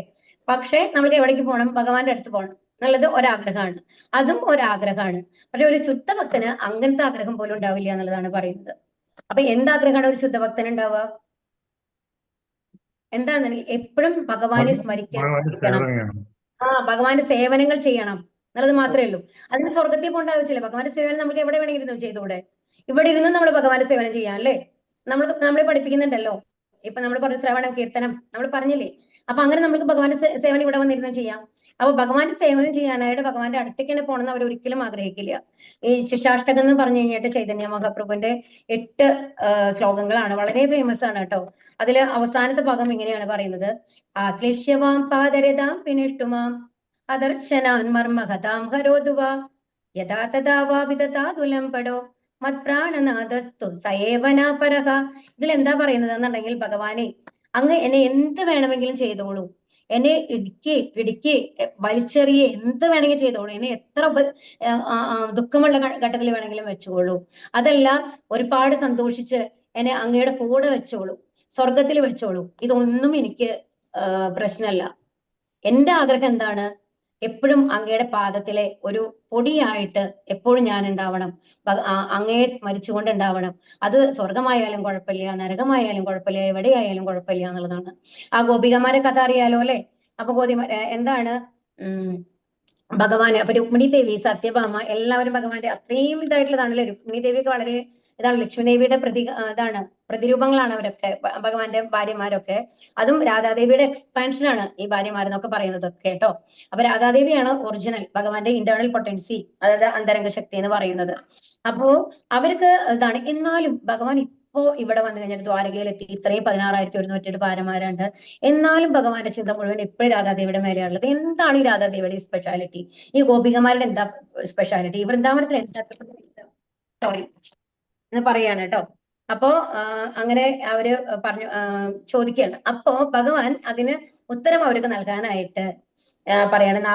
നാരദരാണ് വരുന്നത്. അപ്പൊ നാരദര് വന്നിട്ട് ചോദിക്കുകയാണ് എന്താണ് ഈ ഇതിനുള്ള പ്രത്യേകത എന്താണെന്നുള്ളത്. അപ്പൊ നാരദരോട് പറയാണ്, ശരി അവരോട് പറയൂ, എനിക്ക് ഭയങ്കര തലവേദനയാണ്. എന്നിട്ട് നാരദരോട് പറയും, എനിക്ക് നല്ല തലവേദനയാണ് നാരദരെ, എന്റെ ഭാര്യമാരോട് പോയി പറയൂ, അവരുടെ എന്തെങ്കിലും ചെയ്യണം എന്ന് പറയും. അപ്പൊ അവിടുത്തെ വൈദ്യന്മാര് വരും, ഇവര് വന്നിട്ട് പല കാര്യങ്ങൾ ചെയ്യും. ഓക്കെ, അവിടെ അത്രയും പ്രശസ്തരായിട്ട് വൈദ്യന്മാരാണ്. എന്നിട്ട് തലവേദനയൊന്നും മാറുന്നില്ല. അപ്പോ നാരദര് പറയും, അങ്ങ് പരമദിവ്യഭൂഷണല്ലേ, അങ്ങ് തന്നെ പറയൂ എന്താണ് ഇതിനുള്ള ഒരു സൊല്യൂഷൻ എന്ന് പറയും.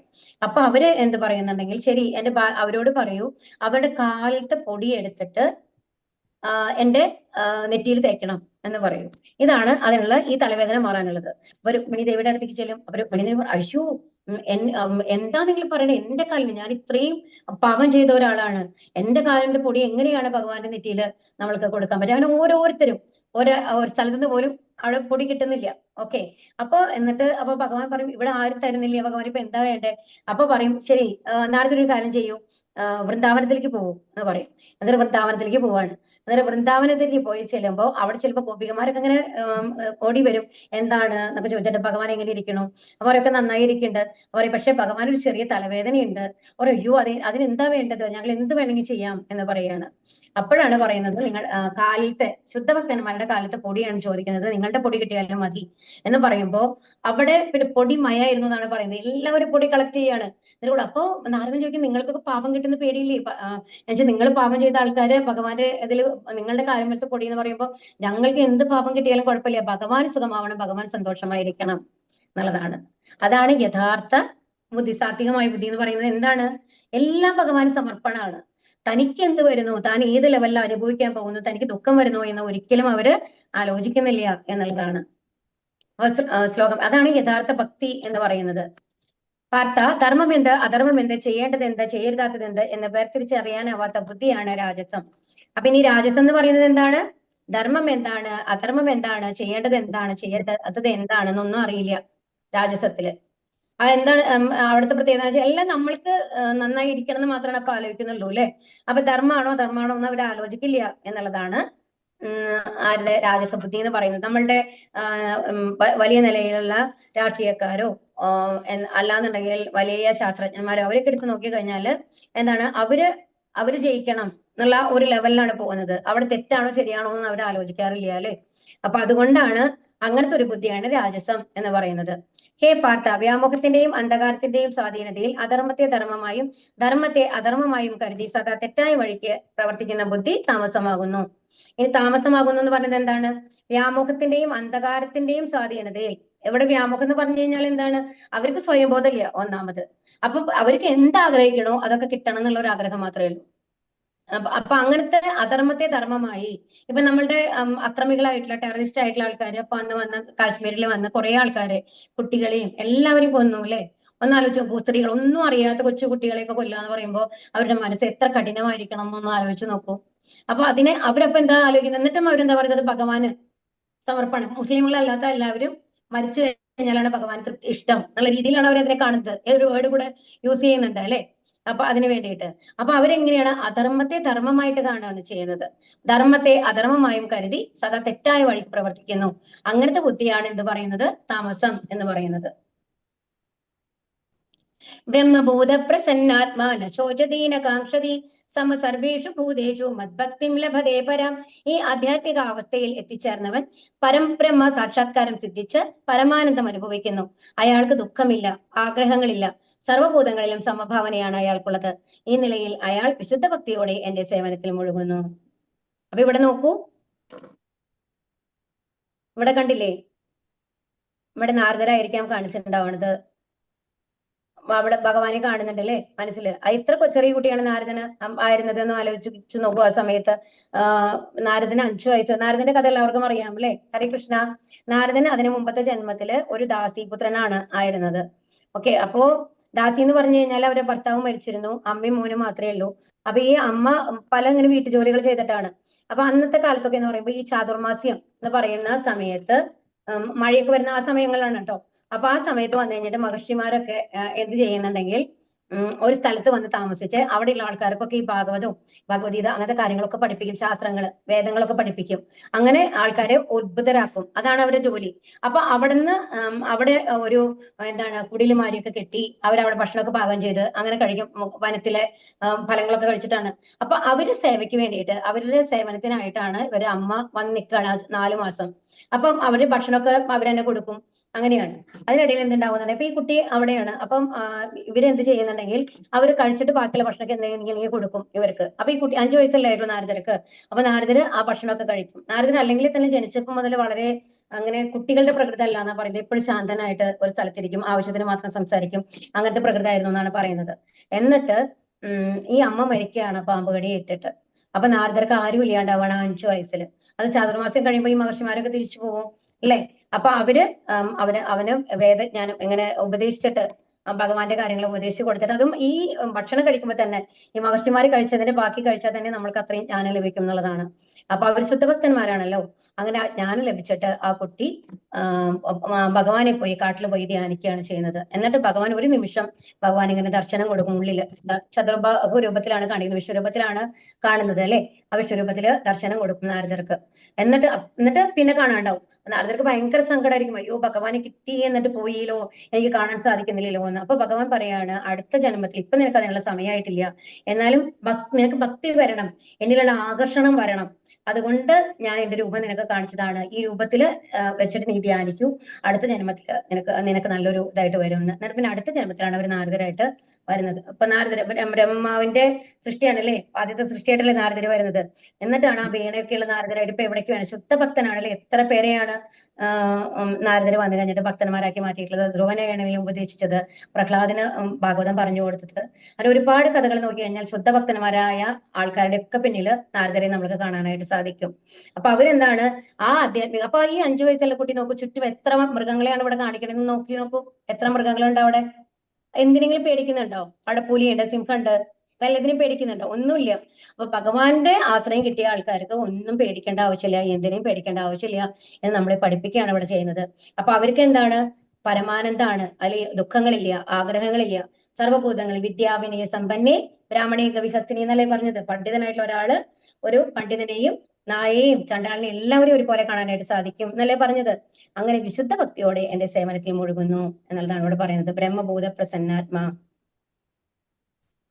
ഭക്ത്യാ മാമഭിജാനാതി യാവാൻ യശ്ചാസ്മി തത്വതഃ തതോ മാം തത്വതോ ജ്ഞാത്വാ വിശദേ തദനന്തരം. ഭക്തിയുടെ സേവനം കൊണ്ട് മാത്രമേ ഞാൻ പരമദിവ്യോത്തമ പുരുഷൻ എന്ന സത്യം അറിയാൻ കഴിയൂ. ആ ഭക്തി കൊണ്ട് തന്നെ എന്നെ കുറിച്ച് പൂർണ്ണ ബോധം നേടുമ്പോൾ അയാൾക്ക് ദൈവ സാമ്രാജ്യത്തിൽ പ്രവേശിക്കാൻ കഴിയും. അപ്പൊ എന്താണ് നമ്മൾക്ക് ഭഗവാന്റെ അടുത്തെത്താനുള്ള ആകെയുള്ള വഴി എന്താണ്? ഭക്തി, ഭക്തിയുടെ സേവനം, ഭഗവാന് വേണ്ടി സേവനം ചെയ്യുക, ഭഗവാനെ സ്തുതിക്കുക, പ്രാർത്ഥിക്കുക, നാമം ചൊല്ലുക എന്നുള്ളതാണ്. ഇവിടെ ഗജേന്ദ്രനെയാണ് കാണിക്കുന്നത്. അപ്പൊ ഗജേന്ദ്രൻ എന്താണ്, ഭഗവാനെ വിളിച്ചു അല്ലെ. അപ്പം ആ ഭഗവാൻ ആ ഒരു ശ്ലോകം, തന്റെ ഇന്ദ്രദ്യുമ്ന മഹാരാജാവാണ്. അപ്പൊ അദ്ദേഹം ആ ശ്ലോകം പറഞ്ഞിട്ടാണ് അങ്ങനെ സ്തുതിക്കുകയാണ് ഭഗവാനെ. ആ ഭഗവാനെ സ്തുതിക്കുന്ന അത് കേൾത്ത ഉടനെ തന്നെ എന്താണ്, ഭഗവാൻ അപ്പൊ തന്നെ ആ ഇരുന്ന ഡ്രസ്സിൽ വരികയാണ്. ഉത്തരീയം പോലും അഴിഞ്ഞു പോയി എന്നാണ് പറയുന്നത്. അത്രയും ഇതായിട്ടാണ് വന്നു കഴിഞ്ഞിട്ട് ആരെ രക്ഷിച്ചത്? ഗജേന്ദ്രനെ രക്ഷിച്ചത്. അപ്പൊ ഭക്തിയുടെ സേവനം. അപ്പൊ എത്ര ബുദ്ധിമുട്ടുകൾ വന്നു കഴിഞ്ഞാലും അവസാനം എന്താണ്, ഭഗവാൻ തന്നെയാണ് ഗതി എന്ന് ആലോചിക്കണം. നമ്മൾക്ക് ചിലപ്പോൾ തോന്നും, ചില സമയത്ത് നമ്മൾക്ക് എന്തെങ്കിലും ഒരു അസുഖങ്ങൾ വന്നു, ചിലപ്പോൾ നമുക്ക് അത് മാറില്ല എന്നുള്ള പേടികളൊക്കെ നമ്മൾക്ക് വരാറുണ്ട് അല്ലെ. അപ്പം അങ്ങനെയൊക്കെ ഏതൊരു സന്ദർഭത്തിലും, അതുപോലെ ചില സമയത്ത് നമ്മൾക്ക് ഈ കാര്യം ചെയ്യേണ്ടതാണോ ചെയ്യേണ്ടതാണോ എന്ന് ഒരുപാട് ഡൗട്ട് വരാറുണ്ട്. ഏത് സമയമാണെങ്കിലും പൂർണ്ണമായും ഭഗവാനെ ആശ്രയിക്കുക, ഭഗവാന്റെ നാമങ്ങൾ ചൊല്ലുക. ഭഗവാൻ നമ്മൾക്ക് ദദാമി ബുദ്ധി യോഗം തം, ഭഗവാൻ നമ്മൾക്ക് ബുദ്ധി തരും. ഇവിടെ ഗജേന്ദ്രന് ദ്രൗപദിക്ക് ആലോചിച്ച് നോക്കൂ, എത്രയോ വരിഷ്ഠരായിട്ടുള്ള ആൾക്കാരാണ്, ഭീഷ്മരടക്കം അവിടെ ഉണ്ടായിരുന്നു. എന്നിട്ടും അവർക്ക് എന്തെങ്കിലും ചെയ്യാൻ പറ്റുമോ? വസ്ത്രാക്ഷേപ സമയത്ത് ഭഗവാൻ തന്നെ വരേണ്ടി വന്നു അല്ലെ. അപ്പൊ ഭഗവാനെ വിളിച്ചു ദ്രൗപദി അല്ലെ, കൃഷ്ണ എന്ന് വിളിച്ച ആ വിളിയിലാണ് ഭഗവാൻ വന്നത്. ഒന്ന് ആലോചിച്ച് നോക്കൂ, 2 കൈയും ഉയർത്തിയിട്ട് എന്റെ കയ്യിൽ ഒന്നും ഇല്ല എന്നുള്ളതാണ്. അപ്പൊ ആ ഒരു ലെവലില് നമ്മൾ ഭക്തി സേവനം കൊണ്ട് മാത്രം പൂർണ്ണമായും ശരണാഗതി എന്നുള്ള ഒരു അവസ്ഥ വരുമ്പോൾ തീർച്ചയായിട്ടും നമ്മൾ കുറച്ച് വിശ്വസിക്കണം. അത് കൗലികത്തിലാകലും അങ്ങനെ തന്നെയാണ്. ഇപ്പോ ഹരേകൃഷ്ണ മാത്രം ജപിക്കാൻ തുടങ്ങിയ ആൾക്കാരോട് ചോദിച്ചു കഴിഞ്ഞാൽ അറിയാം, കുറച്ച് ദിവസങ്ങൾ ജപിച്ചിട്ടുണ്ടെങ്കിൽ, നമ്മൾ പറഞ്ഞപ്പോ 8 ദിവസമായി അല്ലെ? അപ്പൊ അതിന്റെ വ്യത്യാസം നിങ്ങൾക്ക് അറിയും. റെഗുലറായിട്ട് ഒരു റൗണ്ടെങ്കിലും നിങ്ങൾ ജപിക്കണം. ആ ജപിച്ചു കഴിഞ്ഞു കഴിഞ്ഞാൽ അതിന്റെ വ്യത്യാസം നമ്മൾക്ക് അറിയും. നമ്മുടെ ലൈഫിൽ ഒരുപാട് മാറ്റങ്ങളാണ് അത് കൊണ്ടുവരിക. ഭഗവാൻ ഇപ്പോഴും നമ്മുടെ കൂടെ ഉണ്ടെന്നുള്ള ഒരു വിശ്വാസം നമുക്ക് തീർച്ചയായിട്ടും കിട്ടും. ഏത് അപകടത്തിലും ഭഗവാൻ നമ്മുടെ കൂടെ ഉണ്ട് എന്നുള്ള ഒരു വിശ്വാസം നമ്മൾക്ക് കിട്ടും. സർവകർമാണ്യപി സദാ കുർവാണോ മദ്വ്യപാശ്രയഃ മത്പ്രസാദാദവാപ്നോതി ശാശ്വതം പദമവ്യയം. ഏതു തരം പ്രവൃത്തികളിൽ ഏർപ്പെട്ടിരുന്നാലും എന്നെ മാത്രം ആശ്രയിക്കുന്ന എന്റെ വിശുദ്ധ ഭക്തൻ എന്റെ കാരുണ്യത്താലും സംരക്ഷണത്താലും അനശ്വരവും ശാശ്വതവുമായ എന്റെ നാമം പ്രാപിക്കും. അപ്പൊ ഇവിടെ എന്താ പറയുന്നത്? ഏത് തരത്തിലുള്ള പ്രവൃത്തികളിൽ ഏർപ്പെട്ടാലും അത് നമ്മളുടെ ഒരു കഥയുണ്ട്. ഒരു ബ്രാഹ്മണനും ഒരു വേശ്യാസ്ത്രീയും ഉണ്ടാവും കേട്ടോ. ഒരു അമ്പലമാണ്, അമ്പലത്തിൽ പൂജ ചെയ്യുന്നതാണ് ബ്രാഹ്മണൻ. പക്ഷെ എന്തോ ഒരു കാര്യം കൊണ്ട് തൊട്ടപ്പുറത്തെ ഇതിൽ വന്നു കഴിഞ്ഞിട്ട് ഒരു സ്ത്രീയാണ്, വളരെ സുന്ദരിയായിട്ടുള്ള ഒരു സ്ത്രീയാണ്. അവരെ ഭർത്താവ് മരിച്ചുപോയി, അവരൊക്കെ വേറെ ജോലിയൊന്നും ചെയ്യാനുള്ളതില്ല എന്ന് പറഞ്ഞു കഴിഞ്ഞിട്ട് വേശ്യാവൃത്തി തുടരുകയാണ് ചെയ്യുന്നത്. ആരെങ്കിലും അവരെ നശിപ്പിച്ചിട്ടുണ്ടാവും, പിന്നെ ആരും ജോലിക്ക് നിർത്തില്ല. അങ്ങനത്തെ ഒരു അവസ്ഥയിൽ അവർക്ക് അതൊരു പ്രൊഫഷനായിട്ട് എടുക്കേണ്ടി വരികയാണ് ചെയ്യുന്നത്. ഓക്കെ, വരുമാനത്തിന് വേണ്ടി ജീവിക്കണമല്ലോ അങ്ങനെ. അപ്പോ ഈ ബ്രാഹ്മണനാണെന്നുണ്ടെങ്കിൽ എപ്പോ പൂജയ്ക്ക് വരുമ്പോഴും അവരുടെ ഉള്ളിൽ എന്താ തോന്നുന്നുണ്ടെങ്കിൽ അവർ കണ്ടു, അയ്യോ ഈ സ്ത്രീ എത്ര പാപിയാണ്, എന്താണ് അവരുടെ ലൈഫിൽ ഇനി നടക്കാൻ പോകുന്നത്, എത്ര പാപങ്ങൾ ആ സ്ത്രീ അനുഭവിക്കണം എന്നുള്ളതാണ് ഓരോ തവണയും പൂജിക്കാൻ വരുമ്പോ ആരുടെ ഉള്ളിൽ തോന്നുക? ബ്രാഹ്മണന്റെ ഉള്ളിൽ തോന്നും. ഓക്കെ, അമ്പലത്തിൽ വരുമ്പോഴും പോകുമ്പോഴും ഒക്കെ അവരല്ലേ കാണുന്നത്. അപ്പൊ എപ്പോഴും അവരുള്ളിൽ തോന്നും, എന്തൊരു പാപിയായ സ്ത്രീയാണ്, ഇവർക്ക് എപ്പോഴാണോ ബോധം വരാന്ന് അറിയില്ല എന്നിങ്ങനെ വിചാരിച്ചുകൊണ്ടിരിക്കും. പക്ഷെ ആ സ്ത്രീ ആണെന്നുണ്ടെങ്കിലോ ഇതുപോലെ തന്നെ ഓരോ തവണ വരുമ്പോഴും പോകുമ്പോഴും ബ്രാഹ്മണനെ കാണും. അപ്പൊ ആ സ്ത്രീ എന്താണ് വിചാരിക്കുന്നതെന്നുണ്ടെങ്കിൽ, എത്ര പുണ്യം ചെയ്ത ജന്മമാണ്, ഇങ്ങനത്തെ ഒരു ജന്മം എനിക്ക് തരൂ ഭഗവാനെ, എത്ര ഭാഗ്യവാനാണ് അയാള്, എപ്പോഴും ഭഗവാനെ അങ്ങേ സേവിക്കാൻ സാധിക്കുന്നു, അങ്ങേ പൂജ ചെയ്യാൻ സാധിക്കുന്നു, അങ്ങനത്തെ ഒരു ജന്മം എനിക്ക് എപ്പോഴാണ് കിട്ടുക എന്നുള്ളതാണ് ആ സ്ത്രീ ആലോചിക്കുക. ഓക്കെ, രണ്ടുപേരുടെയും മനസ്സാലോചിക്കണം. അത് കഴിഞ്ഞ് ഒരു കുറെ കാലങ്ങൾ കഴിഞ്ഞു. അയാൾക്കും വയസ്സായി, സ്ത്രീക്കും കുറച്ച് വയസ്സായി. ആ സമയത്ത് വന്നിട്ട് ഇതിൽ വന്നു കഴിഞ്ഞിട്ട് ആര് വരുന്നു? യമദൂതന്മാർ വരെയാണ് കൊണ്ടുപോകാനായിട്ട്. എന്നിട്ട് വരുന്നത് എവിടേക്കാണ്? ബ്രാഹ്മണന്റെ അടുത്തേക്കാണ് വരുന്നത്. അപ്പൊ ബ്രാഹ്മണന്റെ അടുത്ത് വരുമ്പോ ആ യമദൂതന്മാർ വരുമ്പോ ബ്രാഹ്മണൻ ഇങ്ങനെ നോക്കും. എന്നിട്ട് നോക്കുമ്പോ യമദൂതന്മാരാണ്, പൂജ ചെയ്യുന്ന ആളാണ്, അവർക്ക് അറിയാമല്ലോ യമദൂതനെയും വിഷ്ണുദൂതനെയൊക്കെ തിരിച്ചറിയാനുള്ള ബോധം ആ ബ്രാഹ്മണനുണ്ട്. അപ്പൊ ബ്രാഹ്മണൻ പറയും, എന്താണ് നിങ്ങൾക്ക് വീട് തെറ്റി, നിങ്ങൾ അടുത്ത വീട്ടിലേക്കാണ് വരേണ്ടിയിരുന്നത് എന്ന് പറയുകയാണ്. ഓക്കെ, പറയുമ്പോ എന്റെ വീട്ടിൽ, കാരണം ഞാൻ എന്താണ് രാവിലെ തൊട്ട് വൈകുന്നേരം വരെ ഭഗവാന്റെ പൂജയാണ് ഇപ്പോഴും ചെയ്തുകൊണ്ടിരുന്നത് എന്ന് പറയാണ്. അപ്പൊ ആ യമദൂതന്മാര് പറയും, ഞങ്ങൾക്ക് വീടൊന്നും തെറ്റിയിട്ടില്ല, ഇങ്ങടെ തന്നെയാണ് വരുന്നത്, അങ്ങനെയാണ് കൂട്ടിയിട്ട് പോകേണ്ടതെന്ന്. അപ്പൊ എന്നിട്ട് അവരെ കൂട്ടിയിട്ട് പോവാണ്. അപ്പൊ യമരാജൻ എന്റെ അടുത്ത് ചെല്ലുമ്പോൾ അവർ ചോദിക്കുകയാണ്, എന്താണ് നിങ്ങൾക്ക് പറ്റിയാണത്? ഞാൻ എന്നും ഭഗവാനെയാണ് പൂജിച്ചിരുന്നത്, ഭഗവാനെ അലങ്കരിച്ചു, ഇതൊക്കെ ചെയ്ത് കഴിഞ്ഞിട്ടും എന്തുകൊണ്ടാണ് നിങ്ങൾ എന്നെ ഇവിടേക്ക് യമലോകത്ത് കൊണ്ടുവന്നത്? ഞാൻ എന്ത് തെറ്റാണ് ചെയ്തത് എന്ന് ചോദിക്കുകയാണ്. അപ്പൊ പറയും, നിങ്ങളുടെ മനസ്സ് പൂജ ചെയ്തിരുന്നെങ്കിലും നിങ്ങളുടെ മനസ്സ് മുഴുവൻ ആ വേശ്യാസ്ത്രീ ചെയ്യുന്ന തെറ്റുകളിലായിരുന്നു. അവരെ എപ്പോഴും തെറ്റ് ചെയ്യുകയാണ്, മറ്റുള്ളവരെ കുറ്റപ്പെടുത്തിക്കൊണ്ടാണ് നിങ്ങളുടെ മനസ്സ് എപ്പോഴും ഉണ്ടായിരുന്നത്. പക്ഷെ അവരുടെ അടുത്തേക്ക് വിഷ്ണുദൂതന്മാരാണ് പോവുക. കാരണം എന്താണെന്നുണ്ടെങ്കിൽ അവരുടെ ഉള്ളിൽ എപ്പോഴും അവരത് ചെയ്തിരുന്നത് വരുമാനത്തിന് വേണ്ടി ഏതോ ഒരാളുടെ കൂടെ ഇരിക്കുന്നത് പോലും അവരുടെ മനസ്സിന് മുഴുവൻ എന്തായിരുന്നു? എപ്പോഴാണ് എനിക്കൊരു നല്ല ജന്മം കിട്ടുക, എപ്പോഴാണ് എനിക്ക് ഭഗവാന്റെ അടുത്ത് പോകാൻ പറ്റുക എന്നുള്ള ചിന്തയാണ് ഉണ്ടായിരുന്നത്. എപ്പോഴും അവർ ഭഗവാനെയാണ് സ്മരിച്ചുകൊണ്ടിരുന്നത്. നിങ്ങൾ എപ്പോഴും സ്മരിച്ചുകൊണ്ടിരുന്നത് ആ വേശ്യാസ്ത്രീയുടെ പ്രവർത്തികളെയാണ് സ്മരിച്ചുകൊണ്ടിരുന്നത്. അതാണ്. അപ്പൊ ഇതെന്താ പറയുന്നത്? ഏത് തരം പ്രവർത്തികളിൽ ഏർപ്പെട്ടിരുന്നാലും എന്നെ മാത്രം ആശ്രയിക്കുന്ന. അപ്പൊ നമ്മൾ എന്ത് പ്രവൃത്തി ചെയ്യുന്നു എന്നുള്ളതല്ല, ഉള്ളിൽ നമ്മൾ ആരെയാണ് ധ്യാനിക്കുന്നത്, ആരോടാണ് അടുത്തിരിക്കുന്നത്, അതിനനുസരിച്ചാണ് നമ്മുടെ ഫലങ്ങൾ ഉണ്ടാവുന്നത് എന്നുള്ളതാണ് പറയുന്നത്. അപ്പൊ ഭക്തൻ എന്റെ കാരുണ്യത്താലും സംരക്ഷണത്താലും അനശ്വരവും ശാശ്വതമായി എന്റെ നാമം പ്രാപിക്കും. മച്ചിത്ത സർവദുർഗാണി മത്പ്രസാദാത്തരിഷ്യസി അതച്ചേത്വാമഹങ്കാരാൻ നശ്രോഷ്യസി വിനങ്ഷ്യസി. എന്നെ കുറിച്ചുള്ള ബോധവാനായിരുന്നാൽ നിനക്ക് എന്റെ പ്രസാദം കൊണ്ട് തന്നെ ബദ്ധജീവിതത്തിന്റെ സകല ക്ലേശങ്ങളെയും അതിജീവിക്കാൻ കഴിയും. ആ ബോധത്തോടെ പ്രവർത്തിക്കാതെ നിത്യ അഹങ്കാരം കൊണ്ട് എന്റെ അഭിമതം അനുസരിക്കാതെ പോയാലാകട്ടെ നാശമാണ് ഫലം. അപ്പൊ ഇവിടെ എന്താ പറയുന്നത്? അപ്പൊ ഭഗവാനെ കുറിച്ച് ചിന്തിച്ചുകൊണ്ട് ഭഗവാന്റെ കാര്യങ്ങളിലെ എല്ലാ കാര്യങ്ങളും സമർപ്പിച്ചു കഴിഞ്ഞാൽ എന്ത് ചെയ്യാൻ പറ്റും? ഈ ക്ലേശങ്ങളെ അതിജീവിക്കാം. ഇവിടെ ജഗായി മതായി എന്ന് പറയുന്ന 2 അസുരന്മാരെയാണ് കേട്ടോ കാണിക്കുന്നത്. ജഗായി മതായി എന്ന് പറഞ്ഞ ചൈതന്യ മഹാപ്രഭുവിന്റെ കാലത്തുണ്ടായിരുന്നതാണ്. അപ്പോ ഈ ജഗായി മതായി എന്ന് പറഞ്ഞാൽ അത്രയും ദുഷ്ടന്മാരാണ്, ആരെയും ദ്രോഹിക്കും, എന്ത് വേണമെങ്കിൽ ചെയ്യും. 2 ബ്രദേഴ്സ് ആണ്. ഓക്കെ, അപ്പോ അവർക്ക് ഒന്നിനും ഒരു ഇതില്ല. ആരെ കണ്ടാലും ഉപദ്രവിക്കാം, അങ്ങനത്തെ ഒരു ആറ്റിറ്റ്യൂഡാണ്. അപ്പോ നിത്യാനന്ദ പ്രഭു എന്ന് പറയുന്ന ആരാണ്? ബലരാമന്റെ അവതാരമായിട്ട് ചൈതന്യ മഹാപ്രഭുവിന്റെ കൂടെ ഉള്ളതാണ്. അപ്പൊ നിത്യാനന്ദ പ്രഭു വിചാരിക്കും ഈ ജഗായി മതായെ വന്നു കഴിഞ്ഞിട്ട് ഒരു ഭക്തന്മാരാക്കി മാറ്റി കഴിഞ്ഞു കഴിഞ്ഞാൽ ബാക്കി എല്ലാവർക്കും വിശ്വാസം വരും ചൈതന്യ മഹാപ്രഭുവിന്റെ മേലെ, ഹരകൃഷ്ണ മന്ത്രത്തിന്റെ മേലെ. അവരാദ്യം ഭക്തന്മാരാക്കണം എന്ന് വിചാരിച്ചു കഴിഞ്ഞിട്ട് ജഗായി മതായുടെ അടുത്ത് പോയിട്ട് പറയുകയാണ്, നിങ്ങൾ ഹരകൃഷ്ണ മന്ത്രം ചൊല്ലണം, ഇതൊക്കെ ഉപേക്ഷിക്കണം, ഭഗവാന്റെ അടുത്തേക്ക് പോകണം എന്ന് പറയുമ്പോൾ അവരൊന്ന് ചിരിക്കും. അത് സർക്കാസായിട്ട്. ഹരേ കൃഷ്ണ.